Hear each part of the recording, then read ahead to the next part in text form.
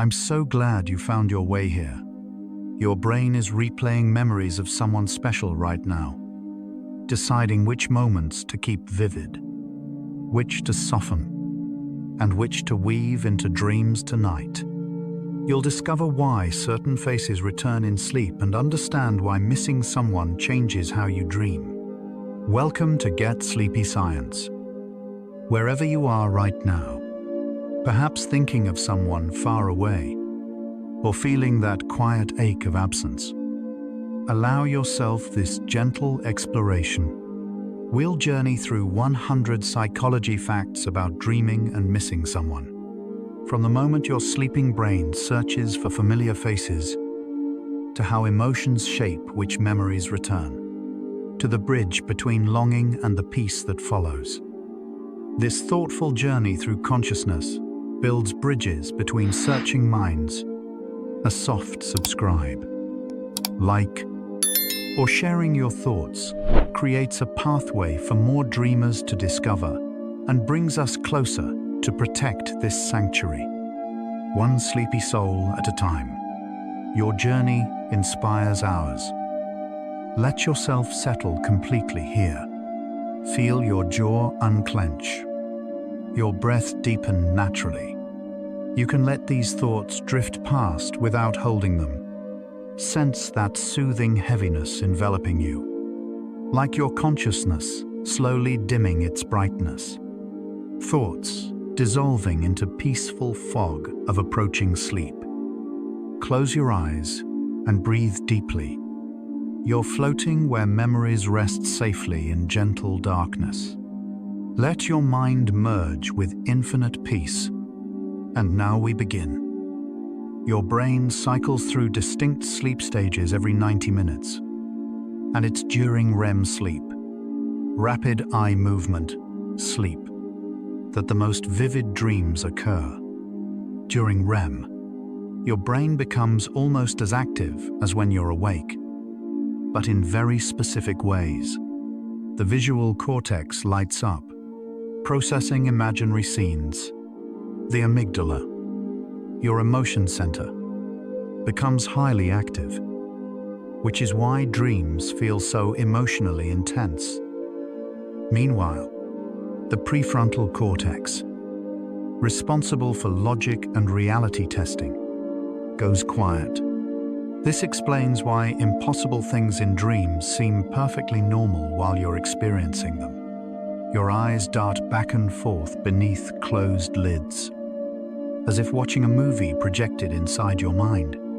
Adults spend about 2 hours each night in REM sleep, distributed across 4 to 6 cycles. Each REM period grows longer as the night progresses, with the final one lasting up to an hour. This is when your most elaborate, story-like dreams unfold, and when faces from your past are most likely to appear. The human brain has specialized regions dedicated entirely to recognizing faces. The fusiform face area, located in the temporal lobe, activates whenever you see a face, whether in waking life or in dreams. Brain imaging research has shown that this region remains active during REM, processing memory fragments of people you know. When you dream about someone you miss, your brain isn't creating them from nothing. It's retrieving stored visual patterns, the curve of their smile, the way their eyes crinkle, specific expressions you've seen hundreds of times. These patterns are so deeply encoded that your sleeping brain can reconstruct them with remarkable accuracy. Interestingly, most people report dreaming primarily about individuals they've seen within the past week, or people with strong emotional significance. Regardless of how long it's been since contact, your brain seems to prioritize emotional importance over recency when deciding which faces to conjure during sleep. One of sleep's primary functions is memory consolidation, the process of transferring experiences from temporary storage into long-term memory. During REM sleep, your hippocampus, the brain's memory center, replays experiences from your day and your past, deciding what to keep, what to discard, and what to integrate with existing memories. Research in sleep neuroscience has found that emotionally significant memories are replayed several times more frequently than neutral ones during sleep. This is why someone you miss appears in dreams. Their memory carries emotional weight that your brain prioritizes. Each time the memory is replayed, it's slightly modified, integrated with other experiences, and restored. Dreams aren't just random. They're your brain's way of organizing your inner world, especially the parts that matter most to your heart.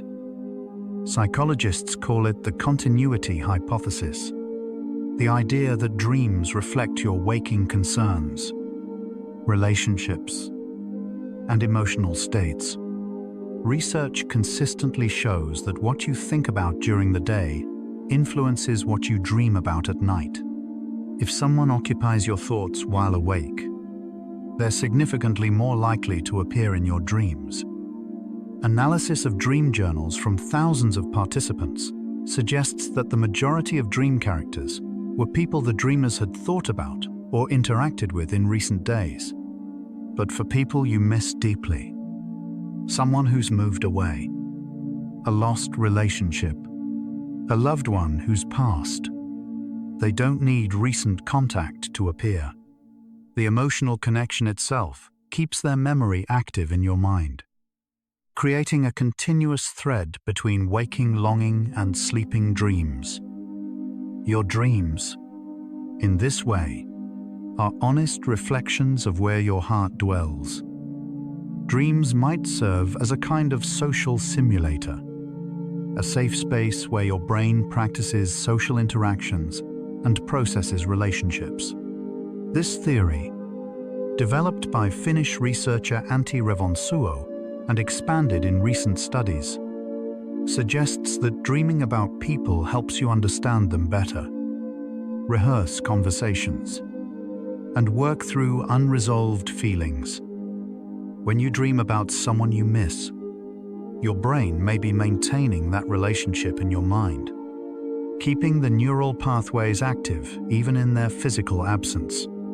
Brain imaging studies show that the same brain regions activate when dreaming about social interactions as when having them in real life.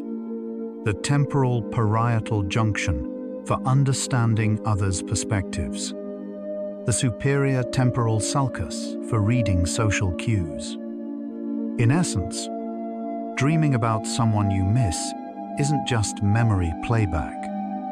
It's your brain's way of keeping that person alive in your internal social world. Not all memories are created equal in your brain. Emotional experiences, moments of joy, sadness, love, or loss are encoded more strongly than neutral events. This happens because emotional arousal triggers the release of stress hormones like cortisol and norepinephrine, which signal to your hippocampus that this memory is significant and worth preserving. Someone you miss is associated with powerful emotions, which means memories of them are encoded with extra strength. During sleep, when your brain reviews memories, these emotionally charged ones get priority processing. Contemporary research shows that emotional memories are not only replayed more often during REM sleep, but are also more resistant to forgetting over time. This explains why you can remember specific moments with someone you miss in vivid detail. What they wore, how they laughed, the exact words they said. Even years later, your brain has marked these memories as precious. When your mind wanders during the day, during a boring task, on a long drive, or just before sleep, a specific brain network activates, called the default mode network. This network includes regions like the medial prefrontal cortex and posterior cingulate cortex. and it's responsible for self-referential thinking, remembering the past, and imagining the future. Interestingly, this same network shows high activity during REM sleep and dreaming. Brain imaging studies have found that the default mode network is particularly active when people dream about meaningful relationships. When you miss someone, your default mode network frequently rehearses memories of them during waking, mind-wandering, which essentially primes your brain to dream about them at night. It's as if your brain creates a well-worn path to their memory, making it easier for them to appear in your dreams. The more you think about someone, the more your brain reinforces that neural pathway. If you're sleep-deprived or emotionally stressed, your brain compensates during recovery sleep with something called REM rebound. You spend more time in REM sleep than usual, and your dreams become more intense and vivid. This happens because REM sleep is crucial for emotional regulation. Studies show that during REM, the brain processes emotional experiences while the stress response is dampened. Essentially, you're able to revisit difficult feelings in a safer physiological state. If you're grieving someone's absence or struggling with unresolved feelings, REM rebound can lead to particularly vivid dreams about that person. Your brain is working overtime to process the emotions you're carrying. This is why, after a difficult day of missing someone, you might have especially clear, emotionally charged dreams about them that night. Your mind is trying to help you process what you're feeling. There's a brain region called the precuneus, located deep in the parietal lobe, that plays a fascinating role in dreams. The precuneus is involved in self-referential processing, mental imagery, and episodic memory retrieval. During REM sleep, it shows heightened activity, particularly when you're dreaming about people and places from your past. Recent research has found that when people dream about someone they have a strong emotional connection with, the precuneus works in concert with memory centers to construct detailed scenarios. It pulls fragments of real memories, conversations you had, places you visited together, and weaves them into dream narratives. This is why dreams about someone you miss often feel so real and specific. Your precuneus is essentially creating a mental simulation of being with that person again, using authentic memory pieces as building blocks. It's your brain's way of maintaining connection, even in absence. You might notice that when you're deeply missing someone, you not only dream about them more, but also remember those dreams more vividly upon waking. This isn't coincidence. Emotional intensity during dreams enhances memory consolidation of the dream itself.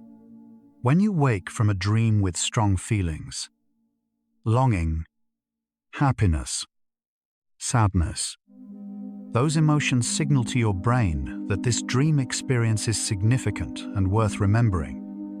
Additionally, if you wake directly from REM sleep, which is more likely when you're emotionally restless or sleeping lightly, dream recall is much higher. Research shows that people who wake multiple times during the night remember up to 5 times more dreams than those who sleep continuously. So when missing someone disrupts your sleep quality, it ironically creates more opportunities to remember dreams about them. Your mind and heart are collaborating, ensuring these nocturnal visits aren't easily forgotten. Human beings are wired for attachment, deep emotional bonds that begin in infancy and continue throughout life. The attachment system, governed by structures like the amygdala and anterior cingulate cortex, remains active even during sleep. When you have a strong attachment to someone, a partner, parent, close friend, or lost loved one. Your brain maintains a kind of internal representation of that person. Attachment theory, first developed by John Bowlby and updated by modern neuroscience research, shows that these internal representations are constantly active in your mind, especially when the person is unavailable or absent. During dreams, this attachment system can activate spontaneously, bringing that person into your dream narrative. It's not random. It's your brain's attachment circuitry seeking connection, trying to reduce the distress of separation. Even in sleep, your need for closeness to significant people persists, and dreams become the space where that need is temporarily met. Your brain stores memories in different ways. Episodic memories, memories of specific events, complete with sensory details and emotional context, are particularly significant for dreaming. These are stored primarily in the hippocampus and are replayed during sleep. When you dream about someone you miss, what you're experiencing is often a replay or reconstruction of episodic memories you shared with them. Maybe a conversation in a coffee shop, a walk on a specific beach, an ordinary Tuesday evening that somehow felt meaningful. Neuroscience research shows that during REM sleep, the hippocampus sends signals to the cortex, essentially broadcasting stored episodes to be reviewed and integrated. If those episodes involve someone you miss, they resurface in dream form. Interestingly, the brain doesn't replay memories exactly as they happened. It remixes them, blends different moments, changes settings, but the emotional core remains the same. The feeling of being with that person is preserved. The amygdala is a small, almond-shaped structure deep in your brain, and it's your emotional alarm system. It processes fear, sadness, joy, and love. During REM sleep, the amygdala is highly active, sometimes even more active than during waking, which is why dreams can feel so emotionally intense.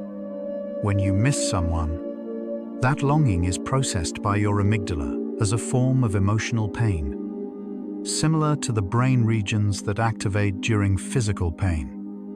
Studies using brain imaging show that thinking about someone you've lost or are separated from activates the anterior cingulate cortex and amygdala, creating a sensation of aching or yearning.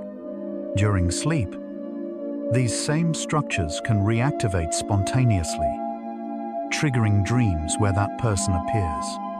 The dream isn't just visual, it's drenched in emotion, sometimes overwhelming. This is your amygdala doing what it does, making sure you feel the importance of this person, even while you sleep.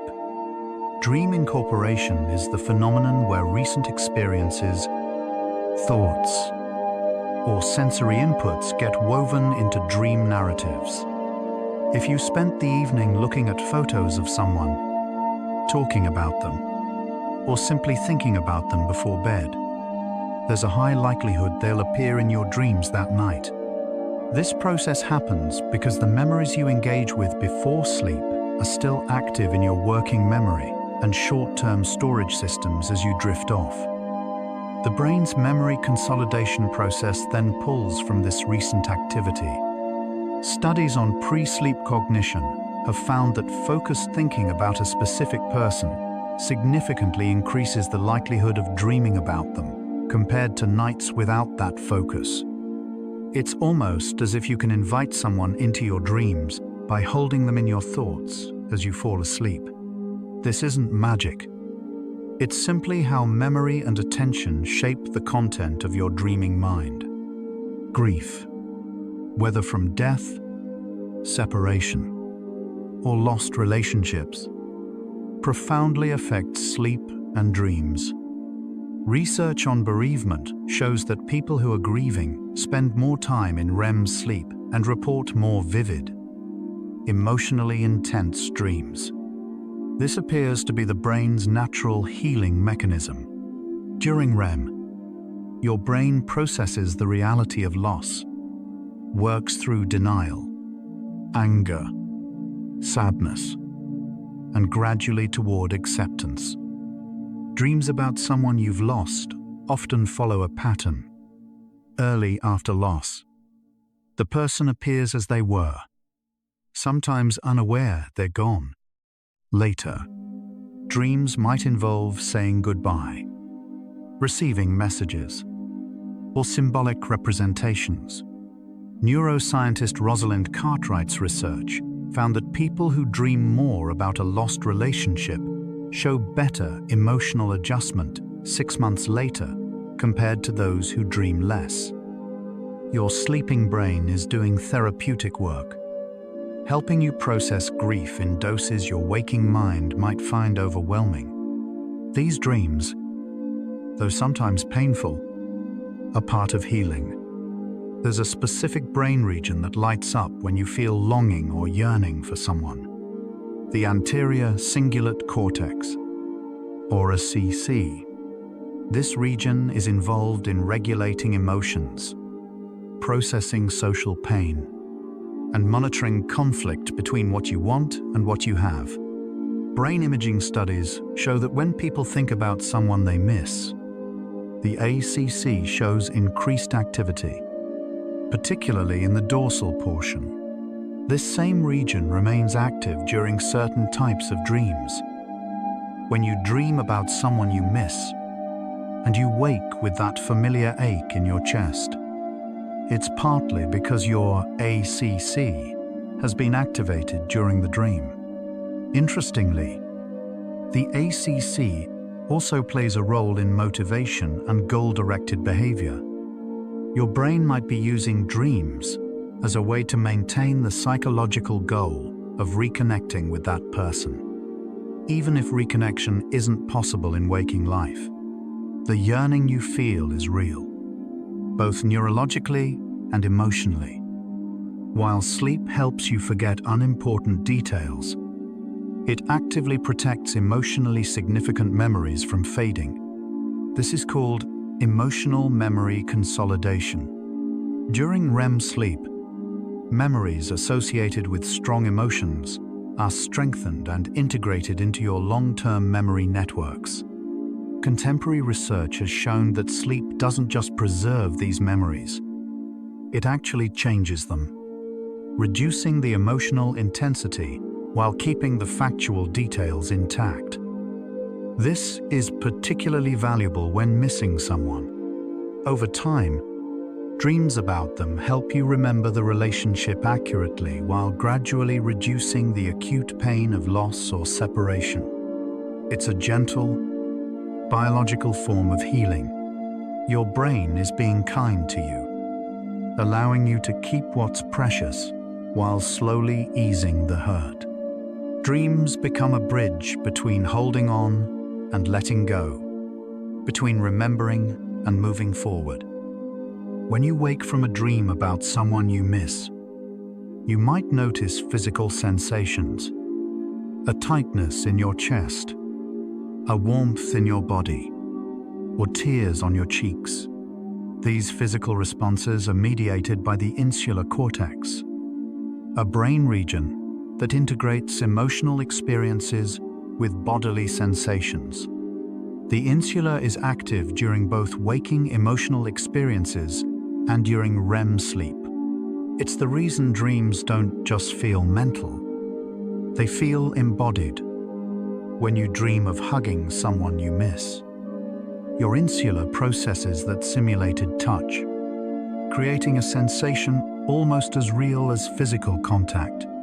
Research suggests the insula's activity during emotionally charged dreams may influence physiological responses like heart rate and breathing patterns, which can persist briefly after waking. This is why dreams about someone you miss can feel so visceral, so real. Your brain isn't just showing you images. It's recreating the full sensory and emotional experience of being with that person again. Some people experience lucid dreams. Dreams where you become aware that you're dreaming and can sometimes control the dream narrative.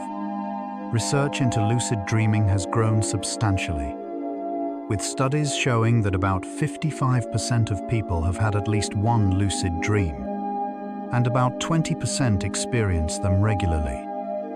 For those missing someone, lucid dreaming offers a unique possibility: the chance to intentionally seek out that person in the dream and interact with them consciously. While this might sound like fantasy, neuroscience confirms that lucid dreamers show activation in the prefrontal cortex during REM, the logic and self-awareness center that's usually offline. Some people train themselves to become lucid, specifically to visit loved ones they've lost or are separated from. Whether this provides genuine comfort or complicates grief is personal and debated, but the phenomenon reveals something beautiful. Even in sleep, human consciousness seeks connection. Theory of mind is your ability to understand that other people have their own thoughts, feelings, and perspectives separate from yours. This cognitive ability, located in brain regions like the temporal parietal junction and medial prefrontal cortex, remains active during dreaming. When you dream about someone you miss, your brain doesn't just show you their face. It simulates their personality, imagines what they might say, predicts how they'd react. Research shows that dream characters often behave consistently with how they act in real life, suggesting your brain is running sophisticated social simulations. This is why conversations in dreams with someone you miss can feel meaningful. Your brain is genuinely trying to model their mind, creating an internal version of them based on everything you know. It's not actually them, but it's your mind's best reconstruction, built from memory, love, and longing. Sometimes, that's enough to feel like a real visit. Your dreams change in content and emotional tone depending on what time of night you're dreaming. Early in the night, during the first REM periods, dreams tend to be shorter and incorporate recent events. Later in the night, especially in the early morning hours, dreams become longer, more bizarre, and more emotionally charged. This is when you're most likely to have vivid dreams about people you miss. The reason relates to circadian biology. Certain neurochemicals like acetylcholine, which is crucial for REM sleep and dreaming, peak in the hours before waking. Additionally, your core body temperature begins to rise in early morning, which can fragment sleep and increase REM intensity. If you often wake at 4 or 5 a.m. with vivid memories of someone appearing in your dreams, it's partly because that's when your brain's dream machinery is working at its peak, pulling up the memories and people that matter most to you. Psychologists have long observed that dreams often feature unresolved emotional situations, arguments without resolution, goodbyes never spoken, reunions that never happened. Sigmund Freud called dreams the royal road to the unconscious, suggesting they reveal hidden desires. Modern neuroscience offers a different explanation. Dreams are your brain's way of processing incomplete emotional narratives. When you miss someone, especially if the relationship ended abruptly or without closure, your brain continues trying to complete that narrative during sleep. You might dream of having conversations you wish you'd had, saying things you never got to say, or experiencing reconciliation. This isn't wish fulfillment in the Freudian sense. It's emotional problem solving. Your brain is working through what-if scenarios, trying to achieve psychological resolution, even when real-world resolution isn't possible. These dreams can be healing, offering a symbolic form of closure that helps you move forward. Many people report a specific type of dream about someone they've lost. Dreams that feel different from ordinary dreams. More vivid, more real, sometimes described as visits. In these dreams, the person appears healthy, peaceful, sometimes communicating significant messages or simply offering comfort. While science cannot confirm whether these are actual visits from beyond or purely neurological events, research does show they have distinct characteristics. Studies have found that visitation dreams are more likely to occur during light REM sleep close to waking. When the border between sleep and wakefulness is thinner, they're also more common in people with strong spiritual or religious beliefs. Neurologically, these dreams may represent your brain's way of providing comfort and continuity, maintaining the psychological bond with someone significant even after death. Whether supernatural or psychological, these dreams offer genuine solace, and that solace is real, regardless of its source. Sleep spindles are brief bursts of brain activity, visible on EEG as rapid oscillations, that occur during non-REM sleep. They play a crucial role in transferring memories from short-term to long-term storage and integrating new information with existing knowledge. Researchers found a correlation between sleep spindle frequency and memory consolidation effectiveness. When you're missing someone, your brain doesn't just replay memories of them during REM. It also integrates those memories more deeply during non-REM sleep via spindles. This explains why the person becomes woven into your identity over time. Why they're not just remembered, but become part of who you are. Each night of sleep doesn't just preserve their memory. It integrates it further into your life story, your sense of self. Missing someone changes you, partly because your sleeping brain ensures they become part of your internal landscape, permanently encoded in the architecture of your mind. So we've journeyed through the basic architecture: REM sleep, memory consolidation, emotional processing, brain regions lighting up in specific patterns. We understand that dreams aren't random, that faces appearing in sleep are your brain's way of maintaining relationships, processing emotions, and working through what matters most. But the deeper question remains: why do certain people return again and again? Why does missing someone intensify their presence in dreams? And most significantly, what does this tell us about love, memory, and the human need for connection? As we move forward, we'll explore not just the mechanics of dreaming, but the meaning. Why your brain holds certain people close, even in the deepest reaches of sleep. The answer is emerging, slowly, like dawn breaking over a sleeping world. Let's pause here and notice your body. As you breathe out slowly, appreciate each tiny cell inside.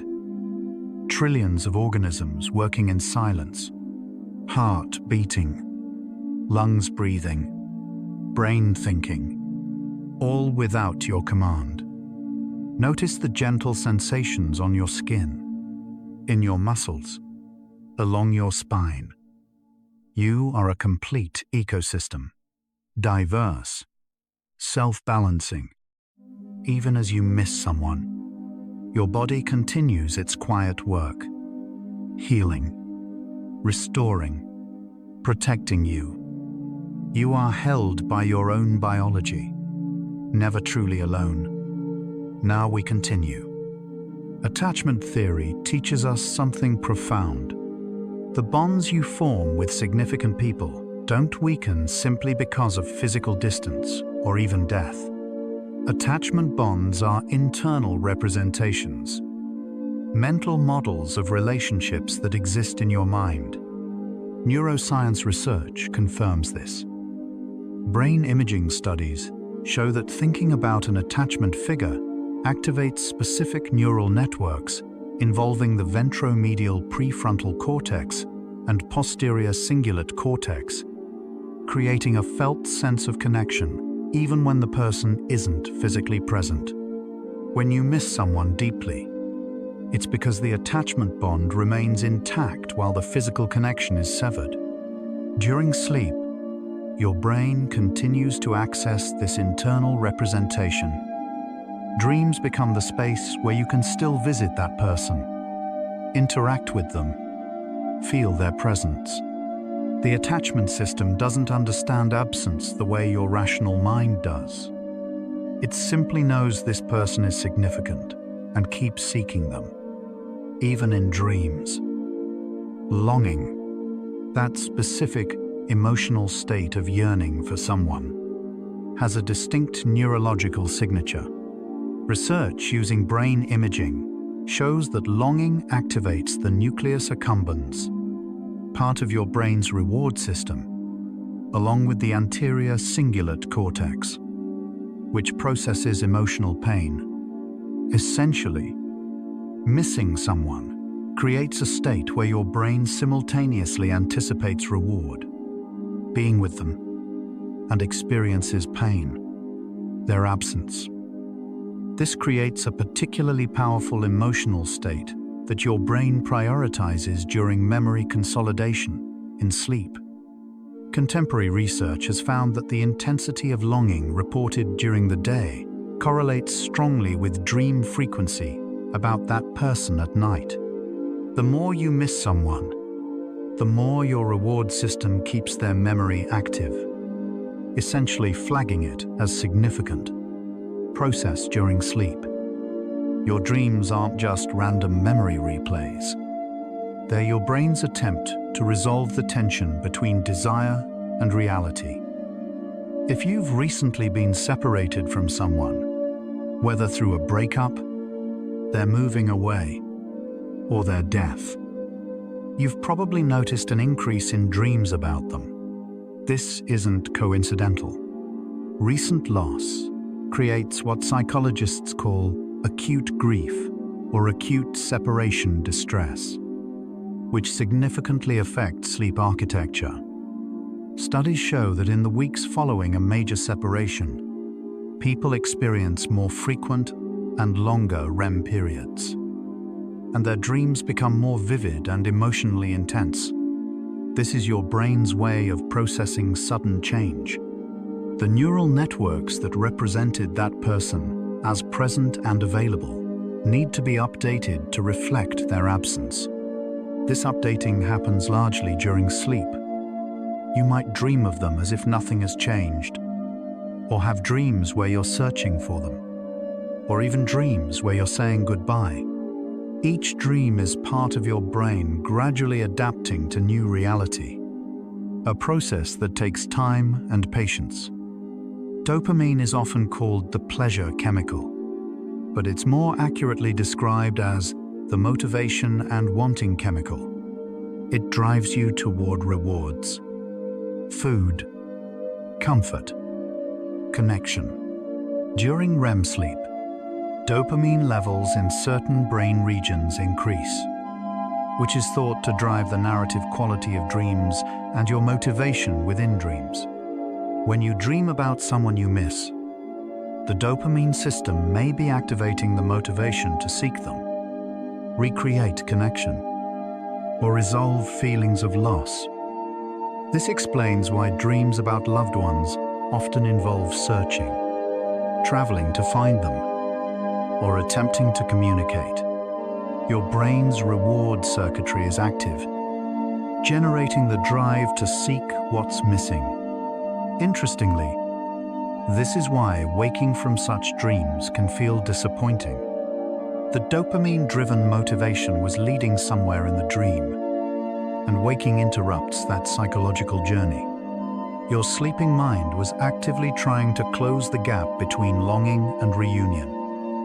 Your brain receives far more information each day than it can possibly store long-term. Sleep is when it decides what to keep and what to discard. The deciding factor, emotional significance. Memories tinged with strong emotions. Joy, sadness, love, fear, are marked by the amygdala as significant and are preferentially consolidated during sleep. Someone you miss carries enormous emotional weight, which means every memory of them, their voice, their laugh, specific moments together, is prioritized during nightly memory consolidation.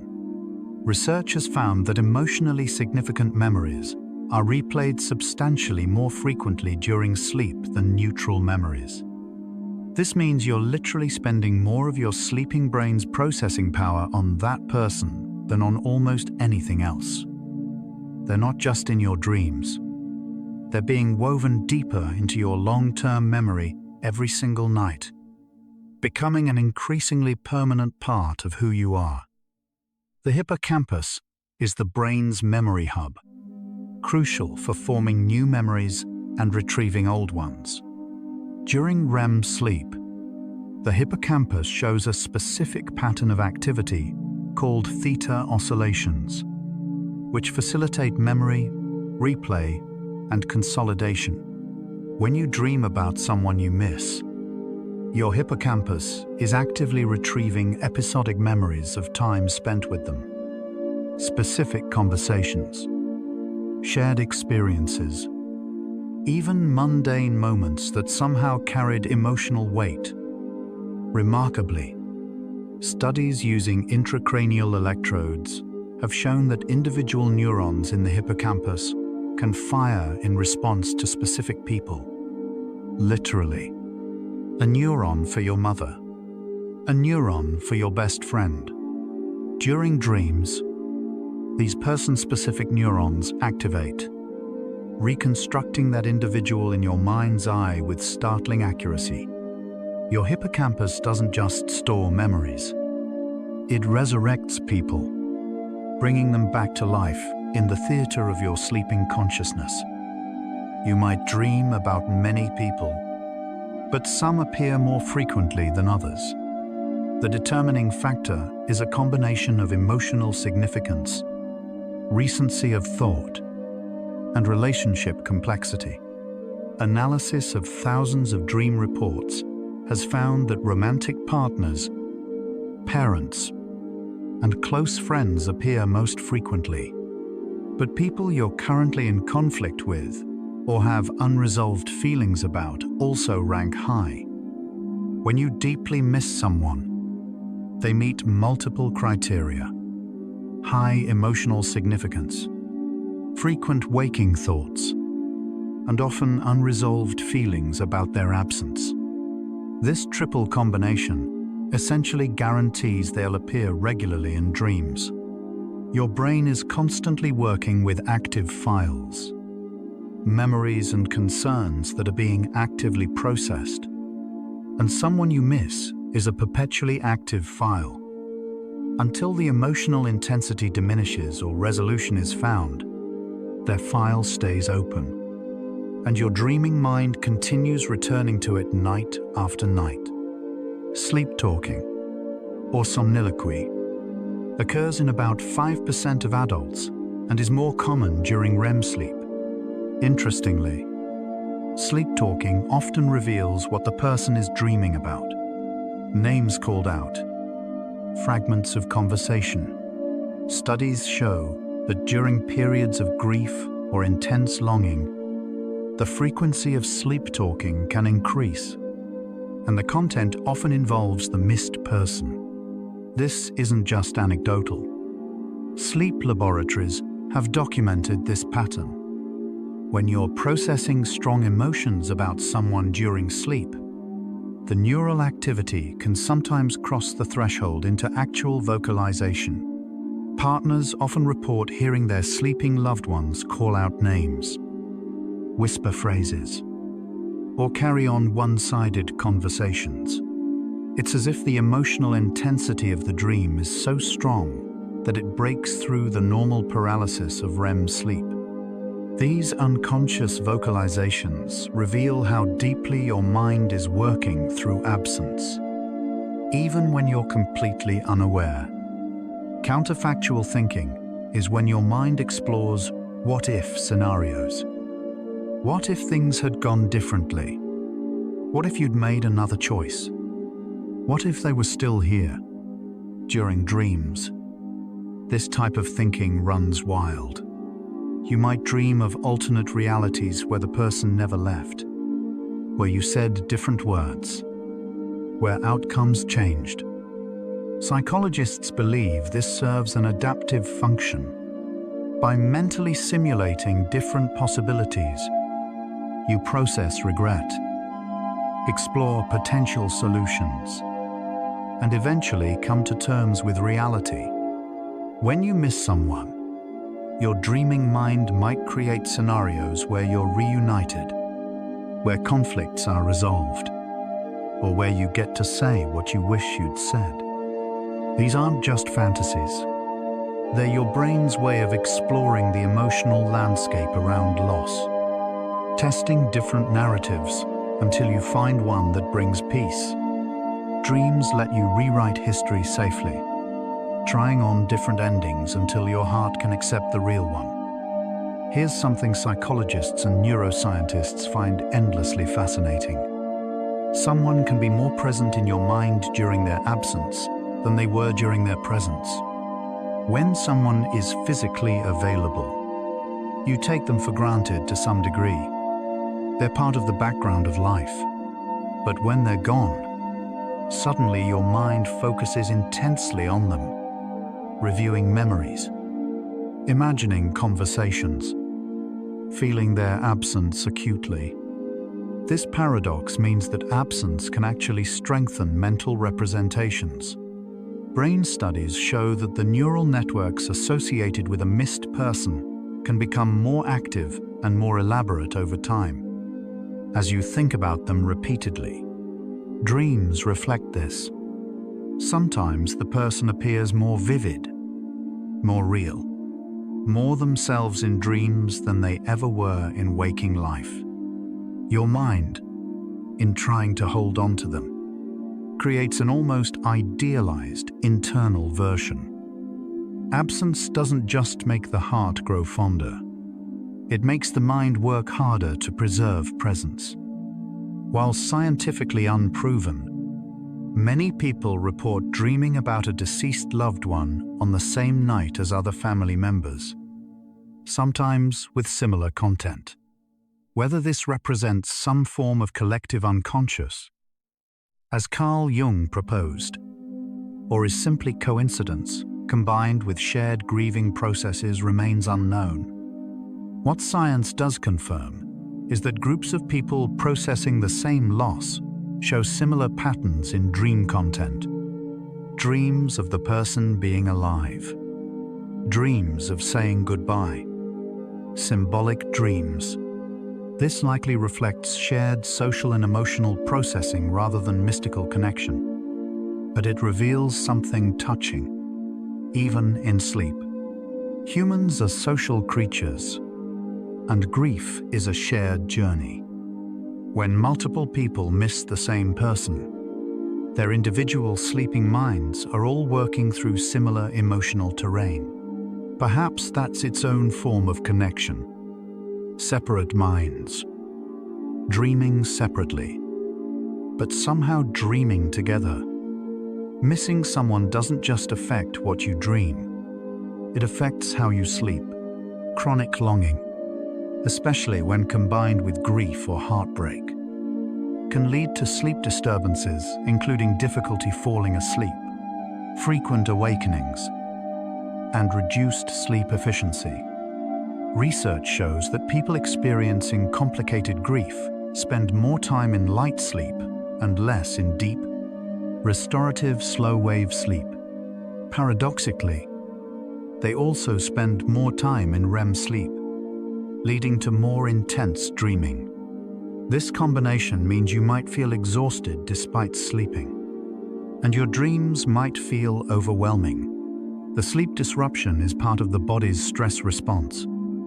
Your brain is treating the absence of this significant person as a threat or problem that needs solving. Over time, if grief or longing becomes chronic, this can lead to insomnia or other sleep disorders. It's a reminder that emotional pain has physical consequences, and healing the heart sometimes requires healing sleep itself. Dreams about someone you miss aren't static. They evolve over time. Researchers studying grief dreams have documented a predictable pattern. Initially, after a loss or separation, dreams often feature the person as they were, fully present, sometimes with no acknowledgement of absence. These can be comforting but also confusing upon waking. Over weeks and months, dreams begin to incorporate the reality of loss. Dreams of searching, of the person being distant or unreachable, of saying goodbye. Eventually, if healing progresses, dreams become less frequent and less intense, but often more peaceful.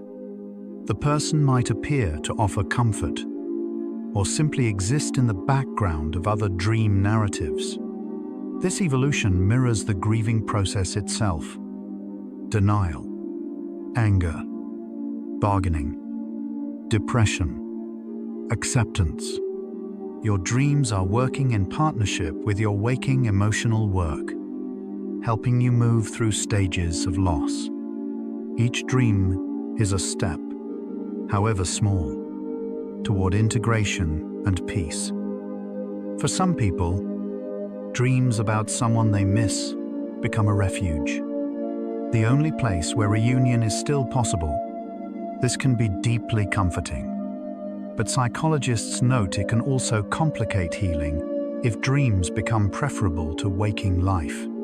There's a phenomenon called dream re-entry, where people try to fall back asleep immediately after waking from a pleasant dream, hoping to return to it. For those missing someone profoundly, this can become a pattern. Sleeping becomes not about rest, but about access to the lost person. While understandable, it can indicate that waking life has become too painful, and the boundary between healthy dreaming and escapism has blurred. Dreams are meant to process and heal, not to replace living. If you find yourself longing for sleep primarily to see someone again, it may be worth seeking support. Your dreams are trying to help you, but healing also requires engagement with waking reality, difficult as that may be. By now, a pattern is emerging. Your brain isn't passive in sleep. It's actively working to process the emotional reality of missing someone. Through dreams, it maintains attachment, processes grief, explores counterfactuals, and gradually adapts neural networks to reflect new reality. Dreams about someone you miss aren't random or meaningless. They're your brain's compassionate attempt to help you. Each dream is a small piece of emotional work, a tiny movement toward healing. The sleeping brain is remarkably wise in this way. It knows what you need to remember, to feel, to gradually let go without forgetting. Dreams bridge the gap between holding on and moving forward, allowing you to do both simultaneously. As we continue, we'll explore what this means, not just neurologically, but existentially. What does it mean to dream of someone who's gone, and how do these dreams change us? You're still here, still awake, still drifting with us through these stories. Take a slow breath. Notice how your body feels a little lighter now, like thoughts can float without effort. We're exploring consciousness itself, the very thing doing the exploring right now. A gentle like or subscribe helps another restless mind find this space too. Strange, beautiful, and perfectly calm. Let's drift onward together. When you say your heart aches from missing someone, you're describing a real neurological phenomenon. Research using brain imaging shows that social pain, rejection, separation, loss, activates the same neural regions as physical pain, including the dorsal anterior cingulate cortex and the anterior insula. A landmark study by Naomi Eisenberger found that social rejection literally hurts in the brain's pain centers. This explains why missing someone can feel physically painful, like pressure in your chest or an actual ache. During sleep, if these pain pathways are active, they can trigger dreams as your brain tries to process and reduce the pain signal. Dreams of reunion temporarily soothe this social pain by simulating the person's presence. It's a form of self-medication. Your brain providing relief the only way it can, through the imagination and memory systems available during REM sleep. The pain is real, and so is your brain's attempt to ease it. Oxytocin, often called the bonding hormone or love hormone, is released during positive social interactions, especially physical touch, intimacy, and meaningful connection. It creates feelings of trust, safety, and attachment. Interestingly, oxytocin levels fluctuate during sleep, and some research suggests they may play a role in social dreaming. When you dream about someone you have a deep bond with, it's possible that oxytocin is involved in recreating the feeling of closeness and safety associated with that person. While research is still emerging, some studies have found that people with higher baseline oxytocin levels report more frequent prosocial dreams, dreams involving positive interactions with loved ones. Missing someone disrupts your normal oxytocin patterns because the behaviors that released it, hugs, conversations, presence, are no longer available. Dreams might be your brain's way of temporarily restoring that neurochemical sense of connection, even if only in simulation. Psychologists understand that your sense of self is partly constructed through relationships. You are who you are in relation to others. When someone significant is removed from your life, it's not just their absence you experience.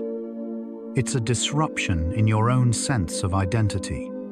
Neuroscience shows that thinking about close others activates similar brain regions as thinking about yourself, suggesting deep integration between self and other.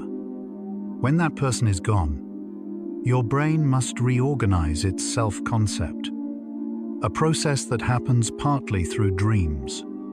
You might dream of interactions that help you understand who you are without them, or dreams that preserve aspects of yourself that existed through that relationship. This is why losing someone can feel like losing part of yourself, because neurologically, you have. Dreams help you reconstruct identity, finding continuity between who you were with them and who you're becoming without them. It's painful work, but necessary. You might notice that dreams about someone you miss can feel more vivid, more emotionally real, than waking memories of them. This paradox has a neurological explanation. During REM sleep, the brain's visual cortex is highly active, often more active than during waking, creating intensely vivid imagery. Simultaneously, the prefrontal cortex, which normally reality checks experiences, is quiet, so you don't question impossibilities. This combination creates an experience that feels absolutely real in the moment. Additionally, during dreams, multiple sensory systems activate. You don't just see the person, you hear their voice, feel their presence, experience emotions. Waking memories are often more fragmented and less immersive. After waking, some people report that the dream version of someone felt more like them than memories do. This isn't delusion. It's your sleeping brain creating a fully integrated, multi-sensory simulation that captures the essence of that person in a way waking memory cannot fully reconstruct. Most people move through grief and longing gradually, with dream frequency naturally decreasing over time. But some experience what's called complicated grief or prolonged grief disorder. Grief that doesn't resolve normally and interferes with daily functioning. One characteristic of complicated grief is persistent, distressing dreams about the lost person. These dreams often have a searching quality, trying to find them, unable to reach them, discovering they're alive only to lose them again. Research shows that about 10% of bereaved individuals develop complicated grief, and these individuals show altered sleep architecture with excessive REM sleep and frequent nightmares. The dreams become stuck in an unresolved loop, reflecting the stuck nature of the grieving process. This isn't weakness. It's a sign that the loss was profound and processing requires support. Therapy, particularly trauma-focused approaches, can help reduce nightmare frequency and support natural grief progression. Mirror neurons are brain cells that fire both when you perform an action and when you observe someone else performing that action. They're thought to underlie empathy and social understanding. During dreams, mirror neuron systems can activate as if the dreamed interaction is real. When you dream of hugging someone you miss, talking with them, or sharing an experience, your mirror neurons respond as if it's actually happening. This creates genuine feelings of connection during the dream. Remarkably, this means dreams don't just represent connection. They temporarily create the neural experience of it. Your brain, for those moments, isn't distinguishing between imagined and real social interaction. This is why waking from such dreams can feel like a second loss. The neural experience of connection was real. Even if the interaction wasn't, your brain gave you a genuine moment of reunion, and waking takes it away again. Here's something valuable to understand. The person in your dreams isn't a perfect recording of who they were. It's your brain's reconstruction, influenced by current emotions, desires, and the natural distortion that happens during memory consolidation. Over time, memories shift. Research shows we tend to idealize people we've lost or are separated from, emphasizing positive qualities and minimizing flaws. This isn't dishonesty. It's a natural protective mechanism that helps maintain positive internal representations. In dreams, this idealization can be even stronger. The person might seem kinder, wiser, or more loving than they were in life. Or conversely, if the relationship was difficult, they might appear more troubled or distant than reality. Dreams reflect not objective truth, but emotional truth. Not who they were, but what they meant to you, and what you needed them to be. Understanding this can be freeing. You're not communing with them in dreams, but with your own feelings about them. Why does the brain create this painful state of longing in the first place? From an evolutionary perspective, longing serves a valuable function. It motivates you to maintain significant relationships and to seek reunion when separated. In ancestral environments, being separated from your group or loved ones was life-threatening. The distress of separation motivated you to find your way back. In modern life, where separation might be permanent, that same biological mechanism continues firing, creating persistent longing even when reunion is impossible. Your dreams reflect this biological drive. The brain continues seeking, searching, trying to resolve the separation distress.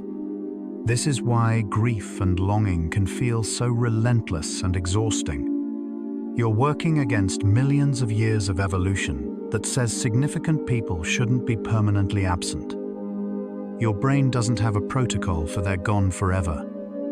It only knows find them. And it keeps trying, night after night, in the only space where finding is possible, dreams. While REM dreams about someone you miss are what you remember. Valuable healing work also happens during non-REM sleep, particularly during deep, slow-wave sleep. During these stages, emotional intensity is reduced through a process involving the prefrontal cortex regulating the amygdala. You're not dreaming in the vivid, narrative sense during deep sleep, but emotional processing is occurring beneath awareness. Research shows that people who get adequate deep sleep show better emotional regulation and reduced distress compared to those with fragmented sleep. This means some of the most significant healing happens during sleep stages you're completely unaware of and won't remember. Your brain is working for you even when you're unconscious to it. This is why healthy sleep, even if painful dreams occur, is still therapeutic. The dreams you remember are just the visible part of a much larger healing process. We've journeyed through the mechanics of dreaming, the neuroscience of attachment and longing, and the ways your sleeping brain processes absence. You've learned that dreams aren't random, that missing someone activates specific brain networks, and that sleep is your mind's workshop for emotional healing. We're halfway through now, and the understanding is taking shape. Dreams about someone you miss are your brain's compassionate response to loss. A bridge between memory and healing, between holding on and letting go. They're painful, yes, but they're also purposeful. Your mind is doing exactly what it should be doing, processing what matters most. As we continue forward, we'll explore what all this means, not just scientifically, but personally. How do we live with these dreams? What do they teach us? And how do we eventually find peace? Let's rest here a moment before continuing. Take a deep breath and let each breath guide you to realize time is yours, a separate stream that only you are living. While the vast universe continues to spin, expand, change, this second you're breathing, listening, is unique. Even memories of someone gone exist only in your present awareness, right now, in this moment. The past isn't somewhere else. It's here, stored in your cells, your neural pathways, arising in consciousness when called. Missing someone is your present experience, not theirs.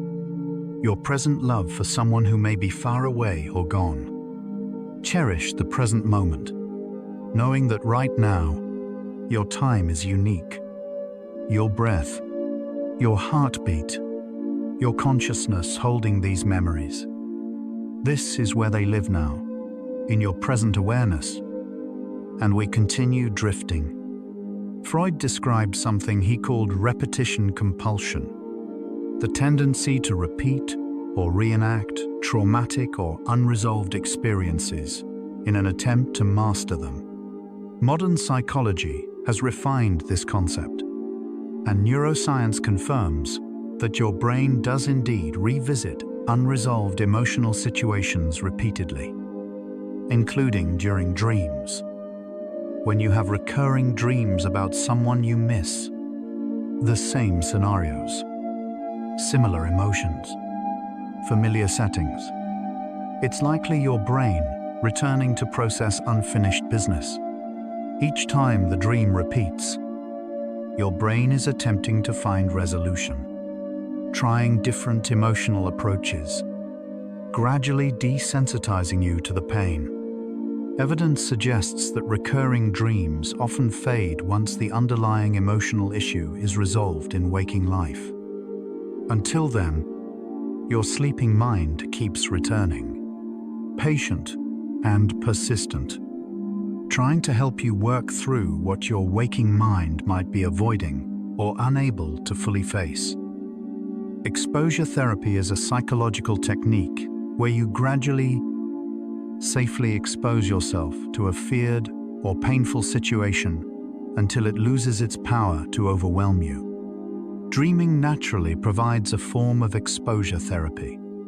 By repeatedly dreaming about someone you miss, you're exposing yourself to the emotions of loss, longing, and absence in a safe context. You're asleep, removed from external demands, processing at your own pace. Over time, this repeated exposure can reduce the intensity of grief. Studies on PTSD treatment have shown that processing traumatic memories during REM sleep helps reduce their emotional charge. The same principle applies to loss. Each dream is a small dose of grief work, allowing you to feel the feelings without being overwhelmed. Your brain is essentially providing free therapy every night, carefully titrating the dosage of pain to what you can handle while healing slowly, incrementally, toward acceptance. REM sleep does something remarkable. It allows you to revisit emotional memories while the stress hormones that normally accompany strong emotions are suppressed. During REM, norepinephrine levels drop significantly, creating a neurochemical environment where you can experience memory without the full physiological stress response. This is called emotional depotentiation. Research by Matthew Walker and others has shown that this is one of sleep's most valuable functions, taking the emotional sting out of difficult memories while preserving the factual content. When you dream about someone you miss, you're not just remembering them, you're slowly, night by night, learning to remember them without the acute pain. The love remains, the memory remains, but the anguish gradually lessens. This is why time heals. Not because you forget, but because sleep literally rewires your emotional response to the memory. It's biological grace. Not all dreams about someone you miss are literal. Sometimes they appear symbolically. A figure who represents them, a place associated with them, or even an object that carries their significance. Carl Jung believed dreams speak in symbols, and neuroscience supports the idea that abstract, symbolic processing occurs during sleep. When the brain encounters emotional content too painful to process directly, it might encode it symbolically. You might dream of searching for something lost, being in a childhood home, or trying to reach someone by phone but unable to connect. These aren't random images.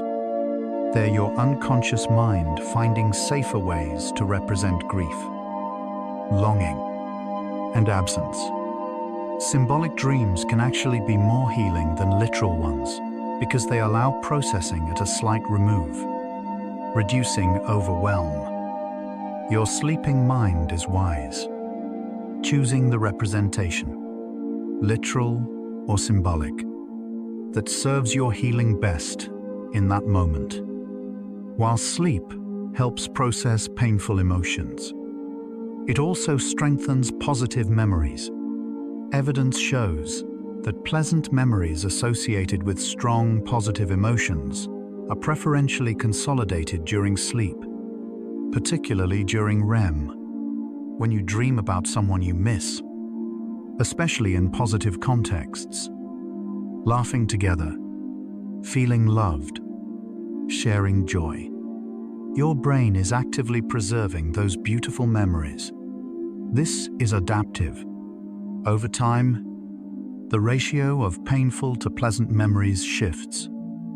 Early after loss, most memories trigger pain. But as months pass and sleep does its work, the positive memories become more accessible, less overlaid with grief.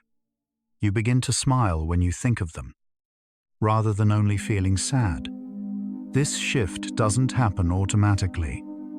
It requires the nightly work of sleep, consolidating the love while gradually releasing the pain. Dreams where you feel happy with them are signs that healing is progressing. You might wake from one dream feeling peaceful, as if you truly visited with them, and from another feeling devastated, as if losing them again. The difference lies in which emotional processing is happening that night. Comfort dreams typically occur when you're further along in healing. Your brain is accessing positive memories, creating scenarios of connection, allowing you to feel love without overwhelm.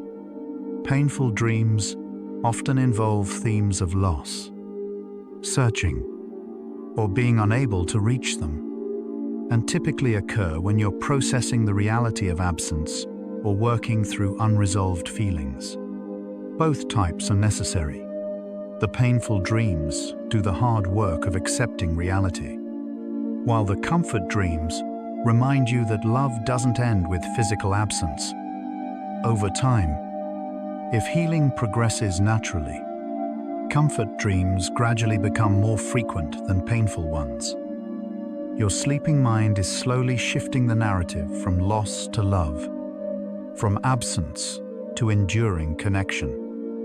Some people experiencing grief report an increase in spontaneous lucid dreams, dreams where they realize they're dreaming. This often happens in dreams about the lost person. The theory is that the discrepancy between waking reality, they're gone, and dream reality, they're present, is so strong that it triggers awareness. Upon realizing they're dreaming, some people consciously choose to stay in the dream, to spend more time with the person, to say things left unsaid. Others wake immediately, the realization too painful. Studies on lucid dreaming during bereavement show mixed effects. For some, it provides comfort and closure. For others, it intensifies grief. The experience is deeply personal. What's clear is that consciousness, even in sleep, is working to reconcile contradictions, to make sense of impossible realities. The mind seeks coherence, even when the heart is broken. Neuroplasticity is the brain's ability to reorganize itself, forming new neural connections throughout life. After losing someone significant, your brain must literally rewire. Neural pathways that included them as an active presence must be modified to reflect absence.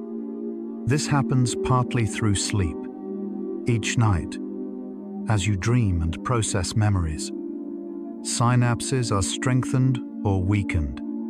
Pathways are reinforced or pruned.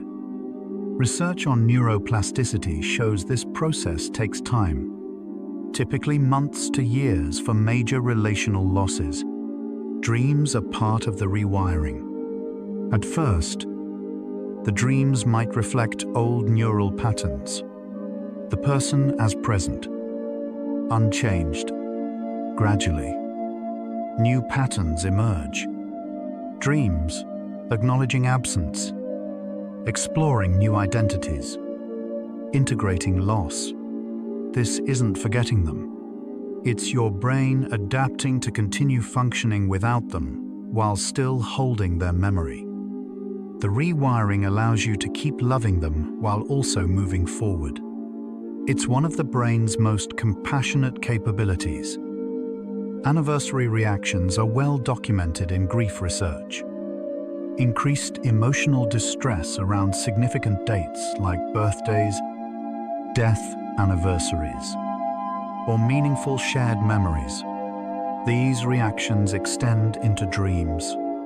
Studies show that dream frequency and intensity about a lost person increase around anniversaries. Even if you're not consciously thinking about the date, your unconscious mind tracks time and marks significance. In the nights leading up to an anniversary, you might have more vivid dreams, more emotional dreams, as if your sleeping brain is preparing you to consciously face the date. Some find this helpful. The dreams act as emotional preparation. Others find it overwhelming. Understanding that anniversary reactions are normal and expected can help. Your brain isn't betraying you by bringing up pain at specific times. It's honoring the significance of those dates, acknowledging what was lost, and helping you process cyclically, as grief often requires. Psychologists describe healthy grief as a process of integration rather than recovery. You don't get over significant losses. You integrate them into your continuing story. This integration happens substantially during sleep. Dreams help you weave the person's memory and the fact of their absence into your evolving sense of self. Over time, dreams might shift from "I'm with them" to "I'm remembering them" to "I carry them with me." The person becomes part of your internal landscape rather than an external presence you're trying to reach. Research on continuing bonds theory shows that maintaining an internal relationship with the deceased or absent is psychologically healthy. Dreams facilitate this by gradually transforming the relationship from physical to internal, from external presence to inner resource. The love doesn't end. It changes form. Dreams help you discover the new form, teaching you how to carry someone in your heart while still living fully in the present. Children often dream about deceased or absent loved ones differently than adults. Research shows children's dreams tend to be more concrete and literal. The person simply appears, often without acknowledgement that they're gone. Children might dream of playing with a deceased grandparent or having a conversation with a parent who moved away, without the meta-awareness that something is unusual. Adults, with more developed prefrontal cortexes and understanding of death or permanent absence, often have more complex dreams involving searching, symbolic loss, or explicit goodbyes. Neither is better.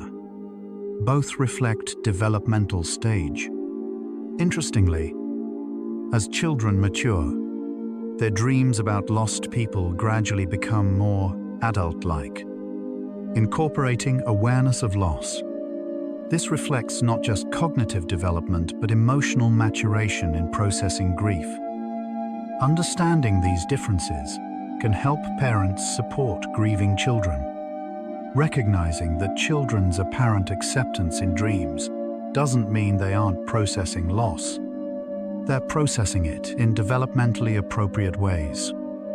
Disenfranchised grief refers to grief that isn't socially recognized or validated. Losing an ex-partner, a friend, an estranged relative, a pet, or a relationship others didn't know about. When your grief isn't acknowledged by others, dreams become especially valuable.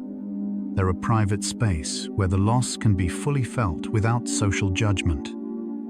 Research shows people with disenfranchised grief often have more frequent, and more intense dreams about the loss, possibly because they lack waking opportunities to process openly. The dreams compensate, providing the emotional outlet denied in waking life. If you're dreaming frequently about someone whose loss others don't understand or recognize, know that your brain is validating what your social world might not. This person mattered. This loss is real, and your grief deserves space. Dreams give it that space, night after night, honoring what you're not allowed to publicly mourn. Sometimes the person you miss is someone with whom the relationship was complicated. Love mixed with hurt, attachment mixed with anger. Dreams can become a space where forgiveness happens, either forgiving them or forgiving yourself. Psychologists note that dreams often present alternative perspectives, allowing you to see situations from angles you can't access while awake. You might dream of the person apologizing, explaining themselves, or showing vulnerability you never witnessed. Or you might dream of yourself responding with compassion you couldn't muster in life. These aren't necessarily accurate representations, but they can be therapeutically powerful. Research on forgiveness shows it's a process, often unconscious, of gradually releasing resentment and finding peace. Dreams contribute to this process, safely exploring scenarios of reconciliation, understanding, and letting go.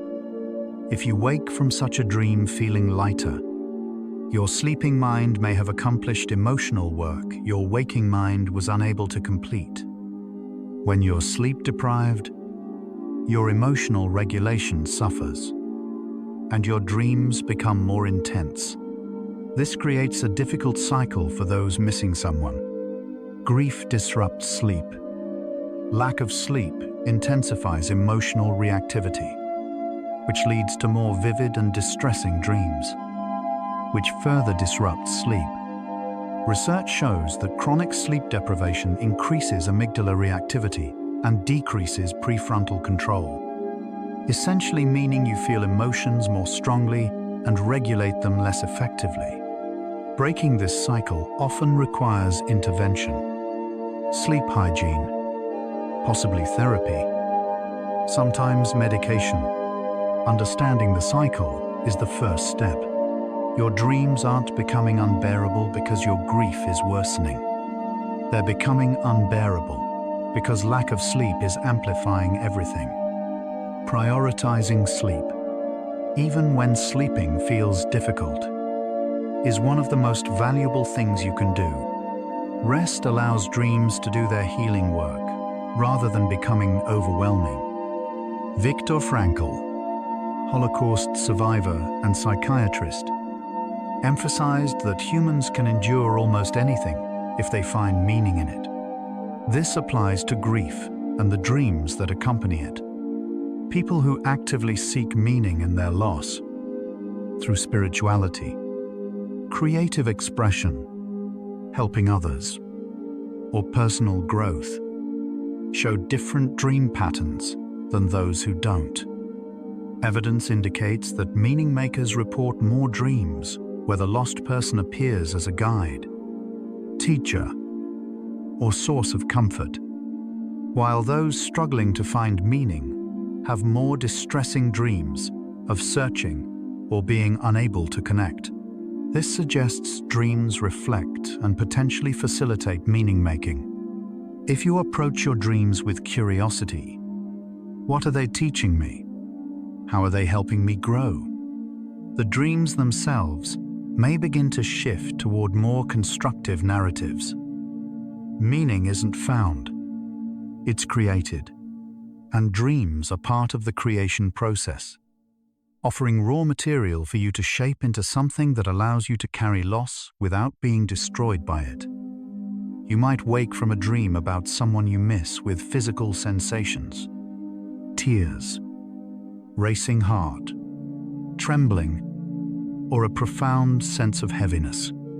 These aren't just emotional responses. They're physiological. During intense emotional dreams, your autonomic nervous system activates, releasing stress hormones even though you're asleep. Upon waking, these hormones are still circulating. Your heart rate might be elevated, cortisol levels high, and your body in a state of partial stress response. This explains why you can feel physically exhausted after dreaming about loss. Understanding this as physiology rather than weakness can be helpful. You're not overreacting. Your body is responding to genuine biological stress. Grounding techniques after waking, deep breathing, cold water on your face, physical movement can help your nervous system recalibrate. You're not just calming your mind. You're helping your body return to baseline after what was, neurologically, a real emotional event. Research has found some gender differences in how people dream about loss, likely reflecting both biological and socio-cultural factors. Studies suggest women tend to report more frequent and more emotionally intense dreams about loved ones they miss, while men report fewer dreams, but more dreams involving problem-solving or action.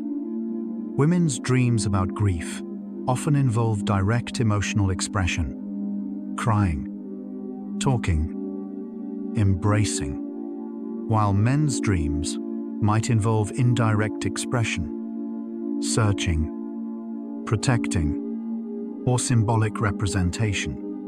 These are broad patterns with many individual exceptions. The differences likely reflect the interaction of hormones affecting sleep architecture, socialization around emotional expression, and coping styles. Neither pattern is superior. Understanding these tendencies can help individuals and couples support each other through loss. Recognizing that different dream experiences don't indicate different depths of grief. They simply reflect different processing styles. Dream incubation is an ancient practice, found in cultures worldwide, of intentionally setting an intention before sleep about what you wish to dream. Modern research confirms this can work. Studies show that focused pre-sleep thought about a person or topic increases the likelihood they'll appear in dreams. For those missing someone, this offers a possibility. You can invite them into your dreams intentionally. Before sleep, spend time looking at photos, reading old messages, thinking about specific memories, and holding the intention to dream of them. Research suggests this works about 40 to 50% of the time. Some find this comforting, a way to visit with someone who's gone. Others find it too painful. There's no right choice. But knowing you have some agency over dream content can be empowering. Dreams don't just happen to you. You can, to some degree, to participate in shaping them. While dreams about someone you miss are normal and healthy parts of grief, certain patterns suggest professional support might help. If nightmares about the person are frequent and intensely distressing, if sleep is significantly disrupted for months, if dreams include traumatic content or you wake in panic, or if you're unable to function during the day due to dream-related exhaustion, these suggest complicated grief or possibly trauma. Therapies like EMDR, eye movement, desensitization and reprocessing, imagery, rehearsal therapy, and grief counseling can help. There's no shame in seeking support. Major loss rewires your brain, and sometimes that rewiring needs guidance. Dreams are trying to help, but if they're overwhelming rather than healing, intervention can redirect the process. Think of it as supporting your brain's natural healing rather than replacing it. Sometimes, healing needs help. Here's a truth many find difficult. Moving forward in life doesn't mean loving the person less or forgetting them. But guilt often arises when dreams become less frequent or less intense. You might worry you're betraying them by healing. Research on prolonged grief shows this guilt can actually delay recovery. Understanding that healing doesn't equal forgetting is crucial. Your brain is designed to adapt, to continue living even after profound loss. Fewer dreams don't mean less love. They mean your brain has done the bulk of its processing work. The relationship has been successfully internalized and integrated. They're not forgotten. They've simply moved from active processing to stored memory. Occasionally, they'll still appear in dreams, often around significant dates or when you're facing situations where their guidance or presence would have been meaningful. The dreams become less frequent but often more meaningful, shifting from processing work to brief, treasured connections. After all, the neuroscience, psychology, and personal meaning. What's the ultimate function of dreaming about someone you miss? Perhaps it's this. Dreams maintain relationship in the only form now possible: internal. They allow you to continue loving someone without their physical presence, to carry them forward in time, to let them influence who you're becoming, even though they're not here to witness it. Dreams are how the brain honors what mattered, processes what hurts, and gradually teaches the heart that love transcends presence. You dream of them because they shaped you, and that shaping continues. Each dream is a conversation between who you were with them and who you're becoming without them. It's your mind refusing to let significance be erased by absence. In this way, dreams aren't symptoms of inability to let go. They're evidence of profound connection. They're how love persists when the beloved cannot.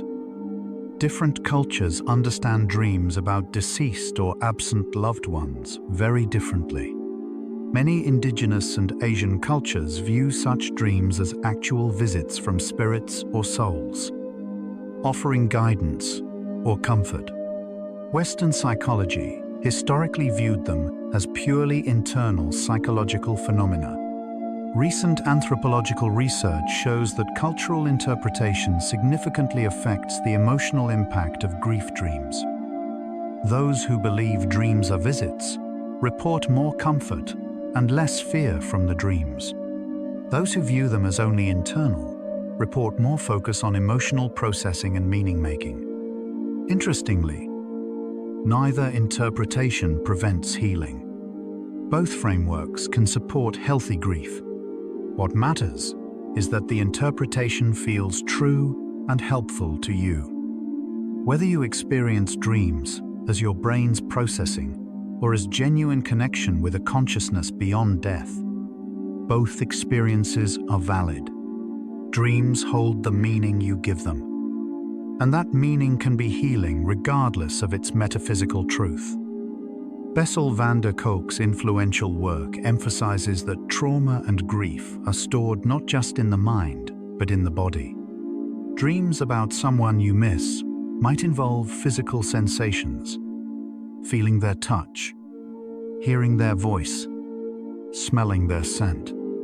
These sensory components aren't just imagination. They're accessing somatic memories. Memories encoded in your body's sensory systems. Research on embodied cognition shows that memories include physiological states. When you dream of being held by someone, your body might release similar neurochemicals as it did during actual embraces. Oxytocin, endorphins. This is why dreams can feel so physically real, and why waking can feel like physical loss. Your body experienced connection in the dream, not just your mind. This embodied aspect of dreaming is part of healing. allowing your body to safely re-experience comfort, to remember it's capable of feeling safe and loved, even when the source of that safety is no longer physically available. Research on grief outcomes shows that the majority of people do eventually find peace, even after devastating loss. Dreams are part of that journey. Studies tracking grief over years show predictable patterns: initial intensity, gradual lessening, eventual integration. Dreams follow similar trajectories. The question isn't whether dreams about someone you miss will stop. They might not entirely, and that's okay. The question is whether they'll transform from painful to bittersweet, from overwhelming to manageable, from disrupting life to enriching it. Evidence suggests they will. Given time and healthy processing, the dreams that once woke you crying might eventually become something you cherish. Brief visits, reminders of love that endures. This transformation isn't guaranteed, and timeline varies. But hope is evidence-based. Your brain is built to heal, to adapt, to find ways forward. Trust the process. Even when it's slow, trust your dreams. Even when they hurt, they're leading somewhere, toward peace. We're 3/4 through this journey now, and the answer to why you keep dreaming about someone you miss is becoming clear. It's not one reason, but many. Interwoven.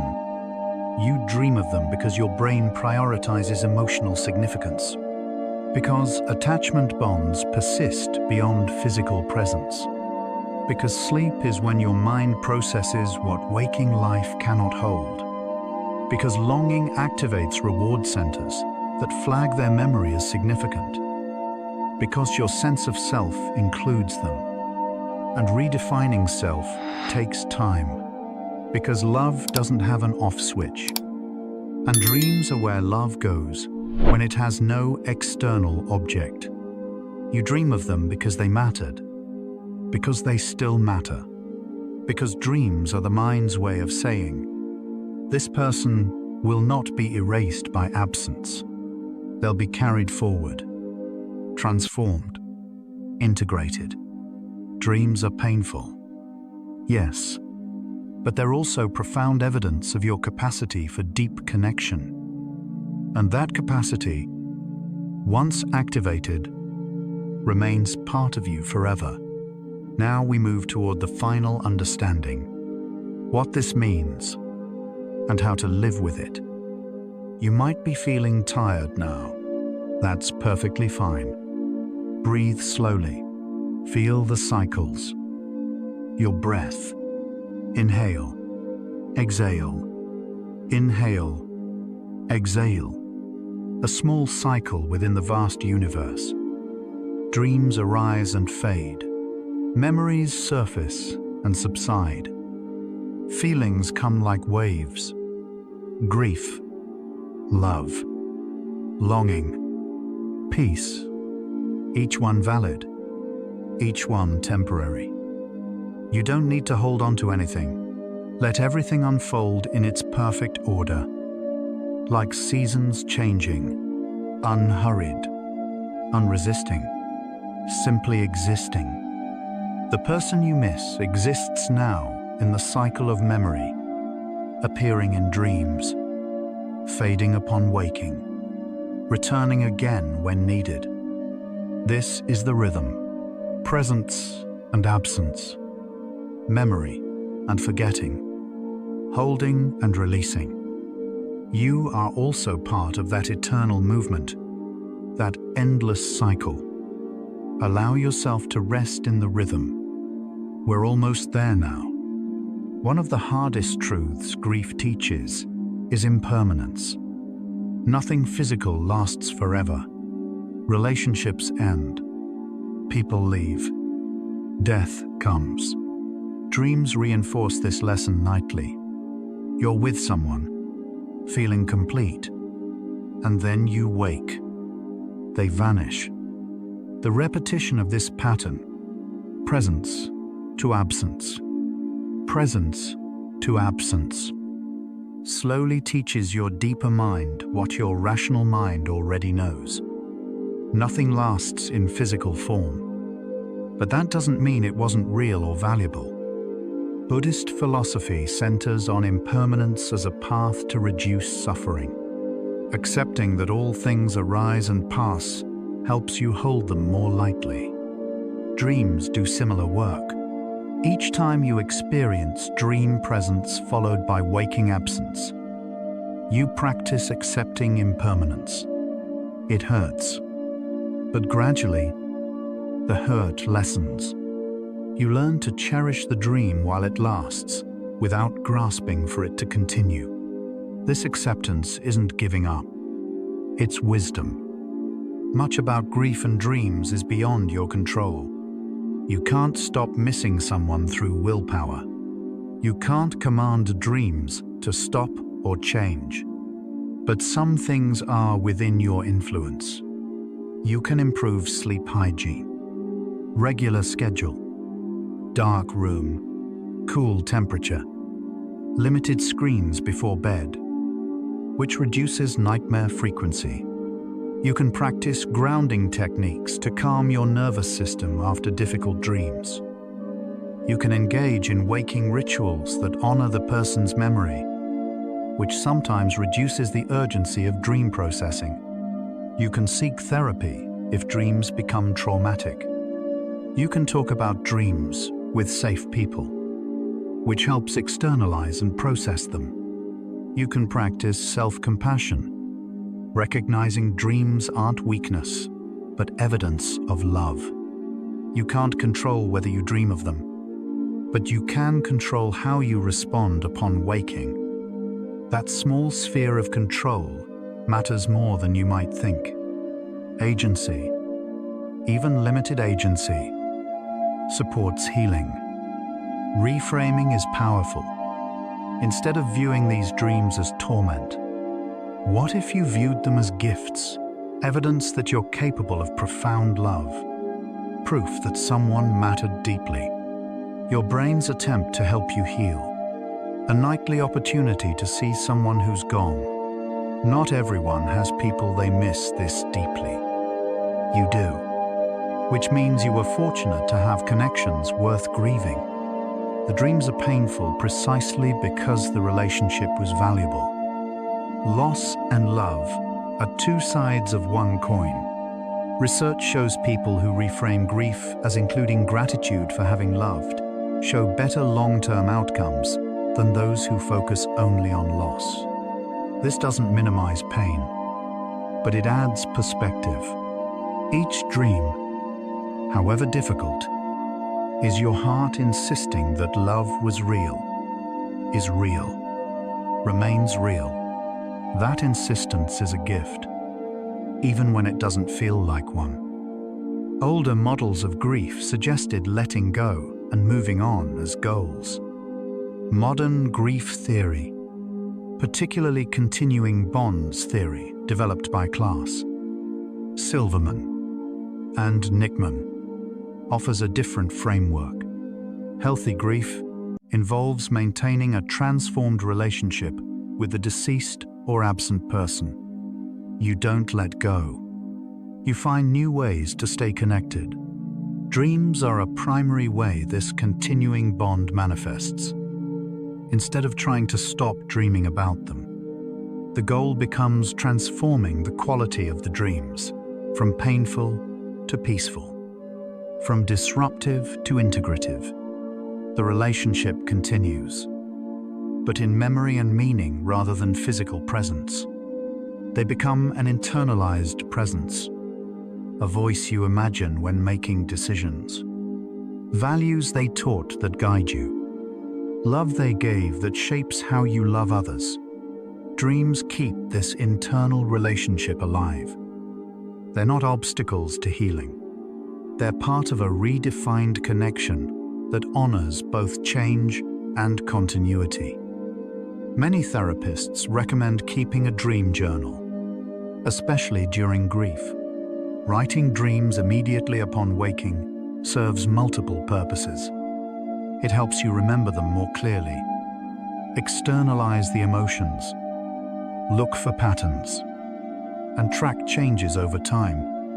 Research shows that expressive writing about emotional experiences improves both mental and physical health. When you write a dream about someone you miss, you're doing several things simultaneously. Acknowledging the emotional content, creating distance from it through externalization, potentially discovering meanings you weren't aware of, and documenting your grief journey. Later, you might look back and see how dreams evolved, how early dreams were different from later ones, how healing progressed. Some people write letters to the person in the dream, dialoguing with them on paper. Others simply describe the dream factually. There's no right method. The act itself is therapeutic, giving the unconscious content a conscious form you can work with. Grief can be isolating, and grief dreams doubly so. They're intensely personal, hard to articulate, sometimes dismissed by others who don't understand.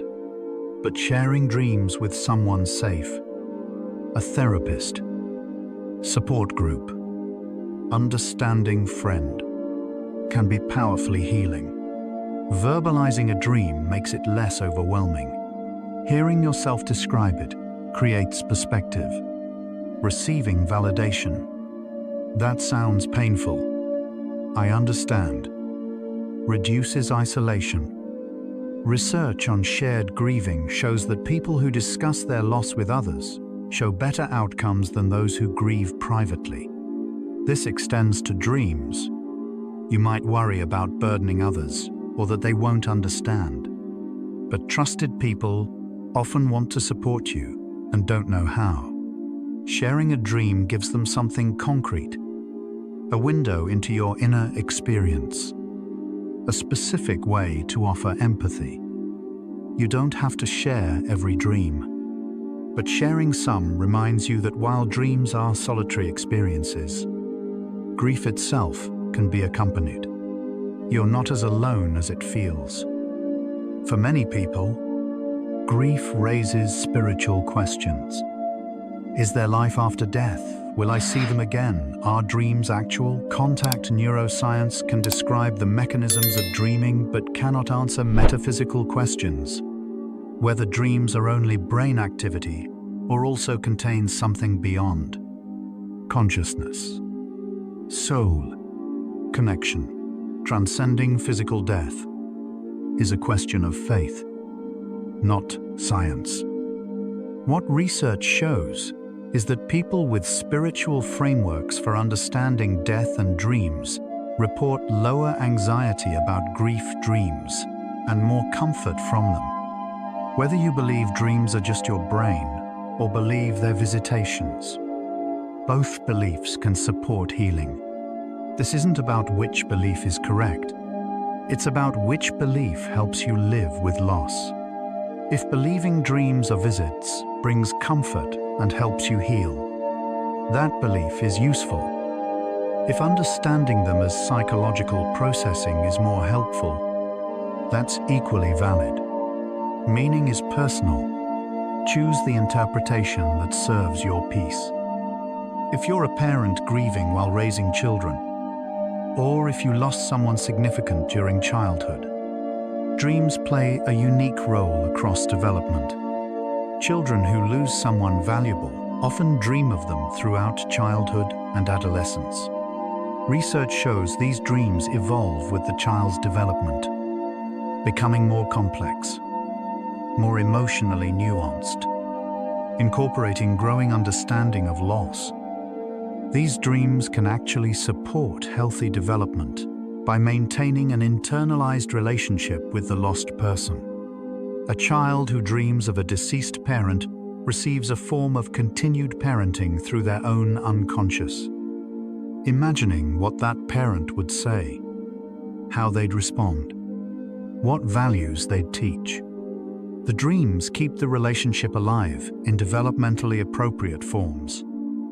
As adults, many people who lost someone in childhood still occasionally dream of them, often reporting that the dream person ages with them or offers guidance at life transitions. The sleeping mind is loyal, maintaining connections across entire lifespans. Eventually, for most people, dreams about someone they miss become less frequent. This doesn't happen suddenly, but gradually, over months or years. You might not notice until you realize weeks have passed without dreaming of them. This change can evoke mixed feelings: relief that the pain is lessening, but also guilt, fear of forgetting, feeling like you're losing them again. Understanding this is normal helps. Reduced dream frequency doesn't mean they matter less. It means your brain has completed the intensive processing needed early in grief. The relationship has been successfully internalized and integrated. They're not forgotten. They've simply moved from active processing to stored memory.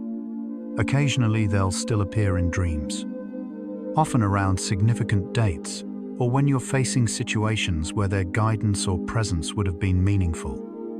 The dreams become less frequent, but often more meaningful, shifting from processing work to brief, treasured connections.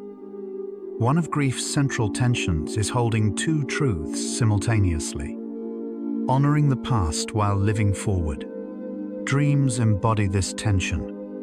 Each dream is simultaneously remembering and continuing to live. Finding rituals and practices that honor someone's memory in waking life can ease this tension and sometimes positively influence dreams. Maybe you light a candle on significant dates, continue a hobby they taught you, volunteer for a cause they cared about, tell stories about them to keep their memory alive. Research shows active remembering, consciously maintaining memory through chosen activities, is psychologically healthier than trying to avoid thoughts of the person or passively letting memory fade. When you honor them consciously while awake, it can reduce the urgency of unconscious processing in dreams.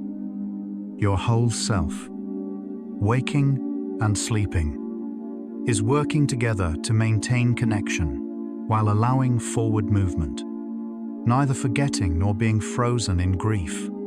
Integration. Here's something beautiful. Your brain is remarkably loyal. It doesn't easily abandon memories of people who mattered. Even decades later, faces of loved ones remain clear in memory. This loyalty is biological. The neural pathways encoding significant people are strengthened by emotion and rehearsed through remembering, making them resistant to fading. Dreams about someone you miss years after loss are your brain's way of saying, "This person is permanently encoded here." They're part of your brain's structure now. Literally, neurons that fire together wire together, and you and they wired together through thousands of interactions. That wiring doesn't disappear. When you dream of them, even years later, you're experiencing your brain's fidelity to what mattered. Some might call this haunting, but perhaps it's loyalty.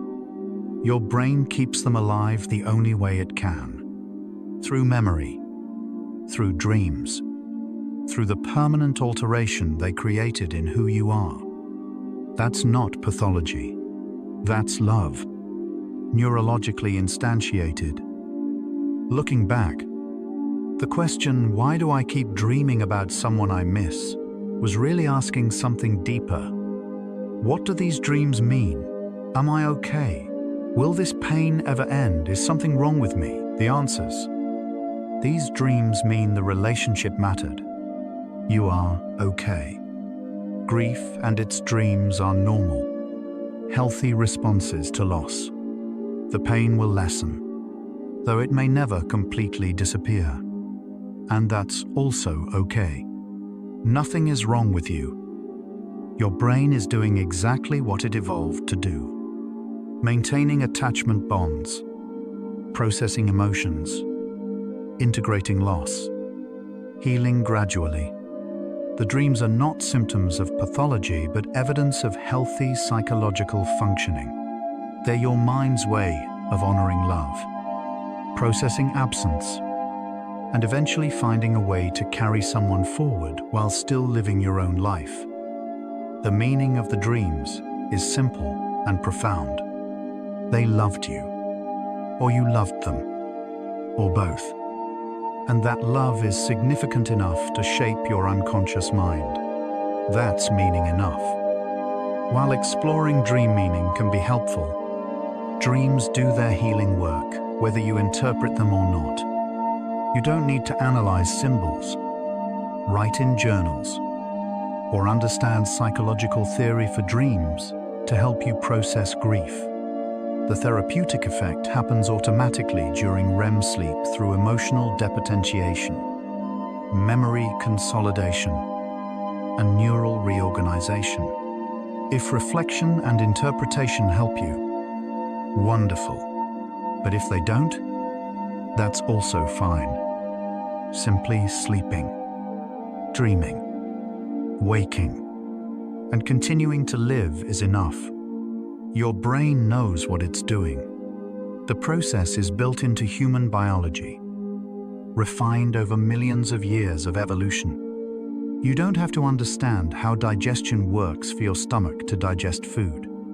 Similarly, you don't have to understand dream mechanisms for dreams to heal you. Sometimes, the kindest thing is simply to trust the process.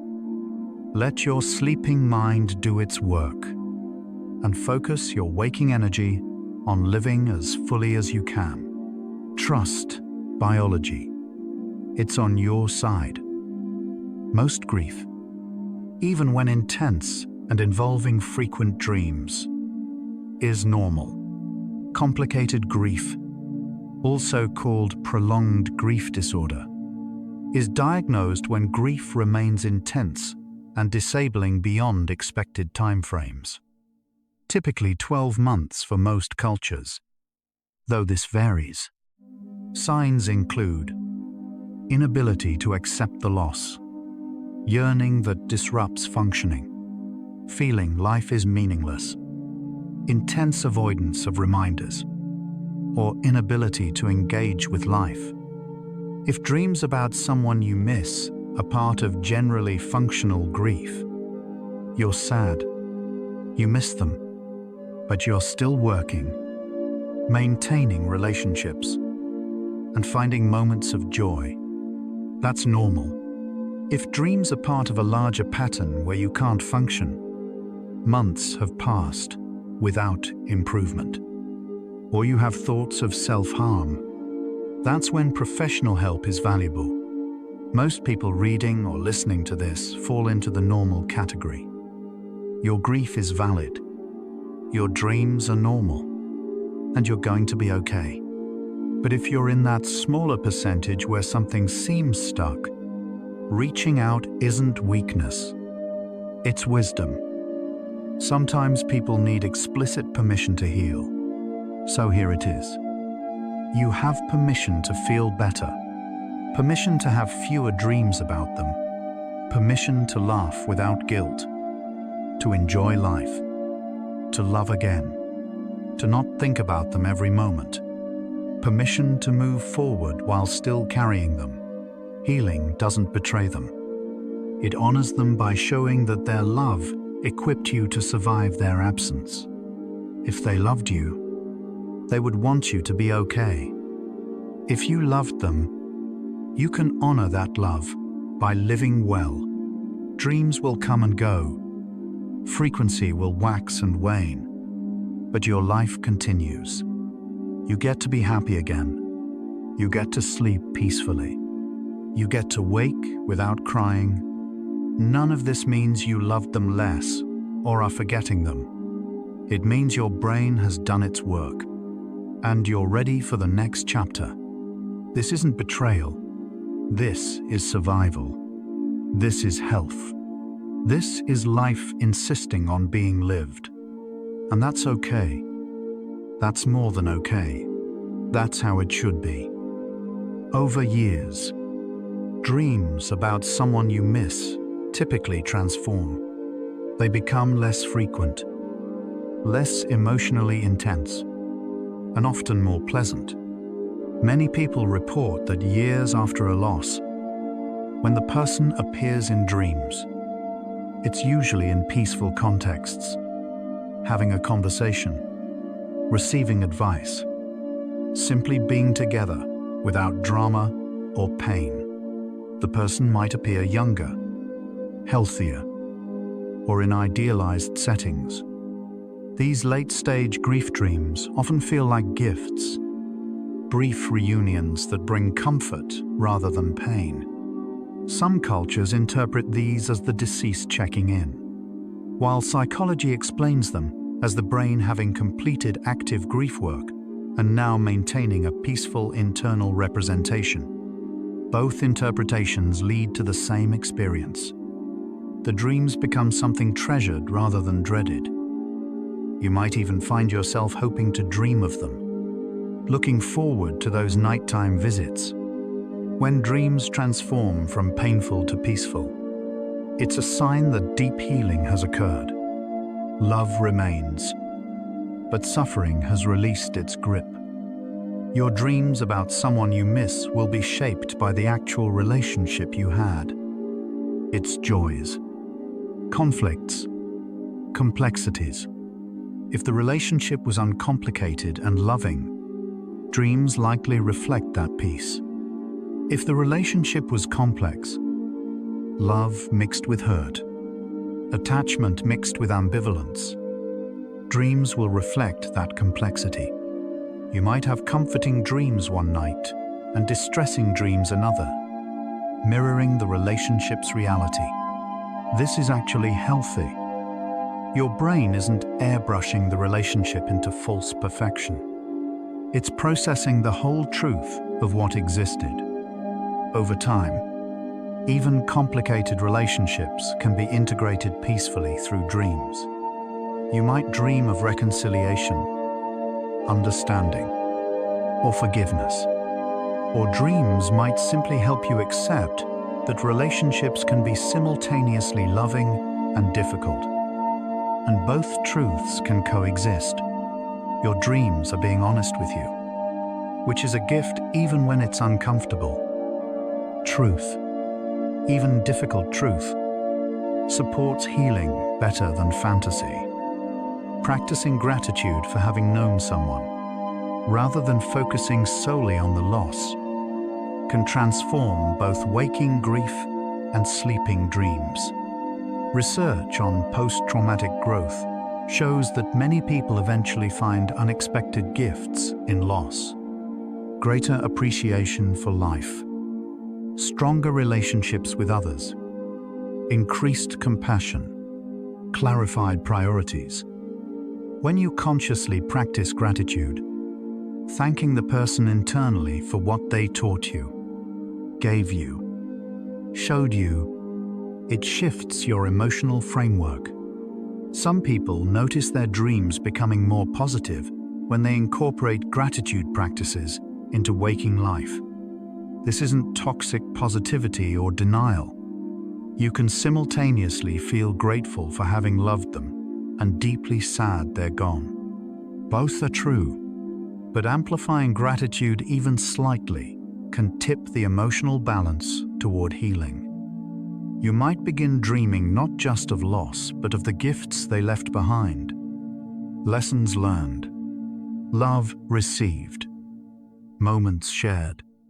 Gratitude doesn't end grief, but it enriches it with meaning. Millions of people around the world are experiencing exactly what you're experiencing tonight. Missing someone, dreaming about them, waking with aching hearts, wondering if they'll ever feel whole again. Grief and its dreams are universal human experiences. Every culture, every era, Every person who has loved deeply and lost has traveled this same path. You're part of an ancient human tradition. Loving, losing, grieving, dreaming, healing. The specifics differ, but the core experience is shared. This can be comforting. Somewhere right now, someone else is dreaming about their person too. Someone else is waking up with tears. Someone else is wondering when it will stop hurting. You're walking a path that countless humans have walked before you, and most found their way through to the other side. You will too. The dreams that feel so isolating actually connect you to the broader human experience. You're not alone, even when it feels that way. The sleeping world is full of people missing someone, dreaming of them, slowly healing.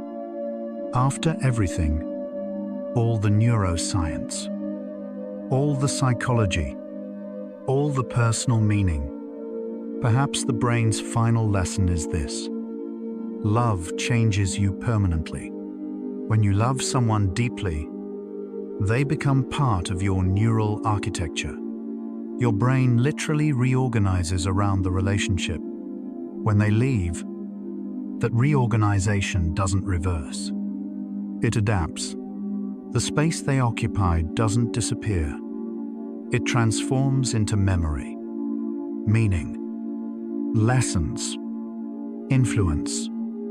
You carry them forward, not through resistance to change, but through accepting change while retaining essence. Dreams are where this transformation happens most actively. Each dream is your brain practicing, carrying them forward, not as they were, but as part of who you are becoming. The pain of dreaming about someone you miss is your brain resisting letting them become only memory. But eventually, the resistance eases. They become memory, but memory infused with love, meaning, gratitude. That's what the brain is teaching through dreams. How to love someone who isn't here. How to be changed by them while still changing. How to carry the dead or absent among the living. This is not a small thing. This is wisdom. Perhaps another way to understand these dreams is as ongoing conversations. Not with the person. They can't respond. But with your own understanding of them. Your memories. Your internalized version. Each dream is you talking to yourself about them, through them, around them. You're working through questions. What did they mean? What did I learn? How am I different because they existed? Who am I now that they're gone? The dreams provide a space for these conversations, free from waking life's demands and defenses. In dreams, you can be completely honest, grieving, angry, loving, confused, without social pressure to have moved on or be okay. The dreams give you privacy for the rawest processing. And slowly, through thousands of these nighttime conversations, you find answers. Not complete answers. Loss is too large for complete answers, but enough answers to live with. The conversations might continue for years, perhaps for life. That's okay. Valuable conversations often do. If you're dreaming about someone you loved who loved you back, whether they've died or are simply far away, consider what they would want for you. Would they want you suffering endlessly? Would they want your dreams to be only painful? Would they want you trapped in grief? Almost certainly not. People who love us want us to be happy, to live fully, to be okay. If they could speak, they'd likely say, I love you. I miss you too. But please, live your life. Find joy. Remember me. But don't let remembering destroy you. This isn't about what they would actually say. You can't know that. It's about what love itself would say if it could speak. And love always says, be well, heal, keep going. When dreams feel like burdens, remember that the person you're dreaming about, if they truly loved you, would want these dreams to eventually bring peace, not torment. Let that intention guide you. Healing is not betrayal. It's the most loving response to having been loved. Here's the final piece of neuroscience. The brain is built to heal. Given time, support, and basic resources. Sleep, nutrition, connection. Most brains navigate grief successfully. Neural plasticity allows reorganization around loss. Emotional processing during REM sleep gradually reduces pain while preserving meaning. Memory consolidation allows the past to be remembered without reliving. New experiences create new neural pathways that coexist with old ones. Neurochemical systems eventually re-regulate. It's not quick, and it's not linear, but it's reliable. Your brain has been healing from losses throughout human evolution. It has refined strategies over hundreds of thousands of years. Trust that those strategies are working in you, even when progress feels invisible. Every night you sleep, you're healing. Every dream you survive is evidence of your brain's commitment to your well-being. Every morning you wake and continue living is a victory. The brain doesn't give up on you, so don't give up on it. Healing is happening, slowly but surely, with every dream, every night, every breath. Trust the process. You're going to be okay. As we near the end of this journey, here's an invitation. What if you decided, right now, to be gentle with yourself, to stop judging your dreams, your grief, your pace of healing? What if you accepted that missing someone and dreaming about them is just what is, not good or bad, not right or wrong, just reality? What if you let the dreams come without fear? Let them go without clinging. What if you trusted that your sleeping mind knows what it's doing? That the dreams serve purposes you might not fully understand, but don't need to? What if you decided that peace doesn't require the dreams to stop? Peace can coexist with occasional painful nights, with memories. With longing, peace isn't the absence of missing someone. Peace is accepting that you miss them, knowing it's okay, trusting you'll survive it, and choosing to live fully anyway. That kind of peace is possible. It's not the peace of resolution. Some things don't resolve. It's the peace of acceptance, of trust, of surrender to what is. That peace is available to you, right now, in this moment. As you drift towards sleep, let yourself rest in that peace. Why do you keep dreaming about someone you miss? Because love is stronger than absence. Because your brain refuses to let significance fade into nothing. Because attachment bonds are powerful, persistent, written into your neural architecture by thousands of shared moments. Because grief is not an enemy. It's love's continuation in a different form. Because healing doesn't mean forgetting. And dreams are where memory and healing work together. Because your sleeping mind is wiser than you know, carefully processing what your waking mind cannot hold. Because they mattered, because they still matter. Because some people change us so fundamentally that they become part of us. And we carry them forward not through choice, but through inevitability. You dream of them because they're part of you now. And that's not a problem to solve. That's simply what love does. It remains. It endures. It resurfaces in dreams. memories, quiet moments.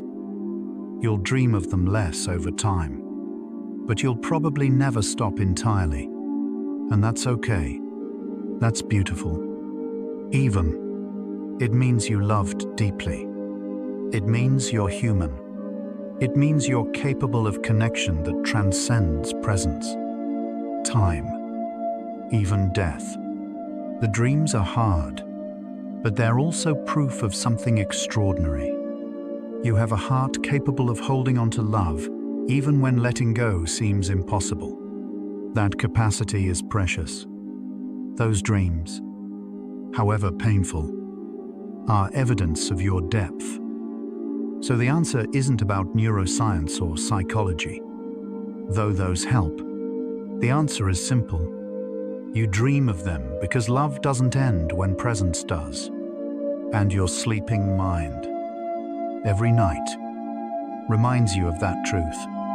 Not to torture you, but to help you carry love forward, transforming grief into memory, memory into meaning, meaning into the person you're becoming. They're gone, but love remains, and dreams are where that remaining happens. That's why. That's the answer. That's everything. And so, our quiet journey through dreams and memory comes to a gentle close. We've traveled from the first moment your sleeping brain searches for familiar faces, through the neuroscience of longing, through pain and processing, to this place of understanding. From the mechanisms of REM sleep to the wisdom of letting dreams do their work, we've glimpsed how your mind, in its compassion, tries to help you carry love forward, even when carrying forward feels impossible. Dreams about someone you miss aren't random. They're purposeful. They're your brain's loyalty. They're love, continuing in the only form available when presence is impossible. Missing someone reminds us that some connections transcend the physical, that love is written into our neural pathways, that we're never truly separate from those who've shaped us.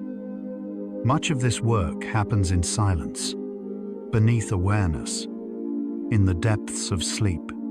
Dreams reveal our capacity for enduring attachment, for carrying people we love even through absence. Without these dreams, we might forget how deeply we can love. By pausing to understand them, we glimpse something extraordinary. The human heart's refusal to let love be erased by distance or time. In these final minutes, take the deepest breath you can, as deep as possible. Think about unity of every memory, every love, every loss. Woven together, you are not separate from those you miss. They live in your thoughts, your dreams, your choices. The separation is only physical. In consciousness, in the realm of mind, connection persists. Let your entire being dissolve into the ocean of consciousness, into dreamless rest, into the space before thought, where missing someone and holding them close are the same thing, where memory and presence merge. Prepare for deep sleep. No boundaries left, only peace, only love, only rest. If this thoughtful exploration of the mind helped you feel less alone, less broken, more understood, a gentle like and subscribe helps other sleepless souls discover this peaceful space too. It only takes a moment, but it means the world to us. One quiet tap, one sleepy soul at a time. But there's no need to do anything now, nothing at all. You've traveled far tonight, through the science of dreams and the landscape of grief. You can allow these thoughts to fade now, like morning mist, leaving only the gentle calm behind. Let your breathing deepen. Let your body feel heavier, as if the earth itself is holding you safely. If sleep comes, let it carry you like a leaf floating downstream, smoothly, inevitably, into a realm where time and weight no longer matter. If your eyes are still open, another video is waiting for you, ready to continue the journey. But if they're closed, stay there. Stay in the darkness that feels safe and warm. Tomorrow, memories will still be there. The person you miss will still exist in your heart. But tonight belongs to stillness. Rest well, sleepy soul. And remember, you dream of them because love doesn't end when presence does. That's not suffering. That's your heart being faithful. That's beautiful. Fall asleep to gentle facts. Where science meets sleep. Dream deeper with bedtime science. Relax, listen, and drift into sleep. Good night.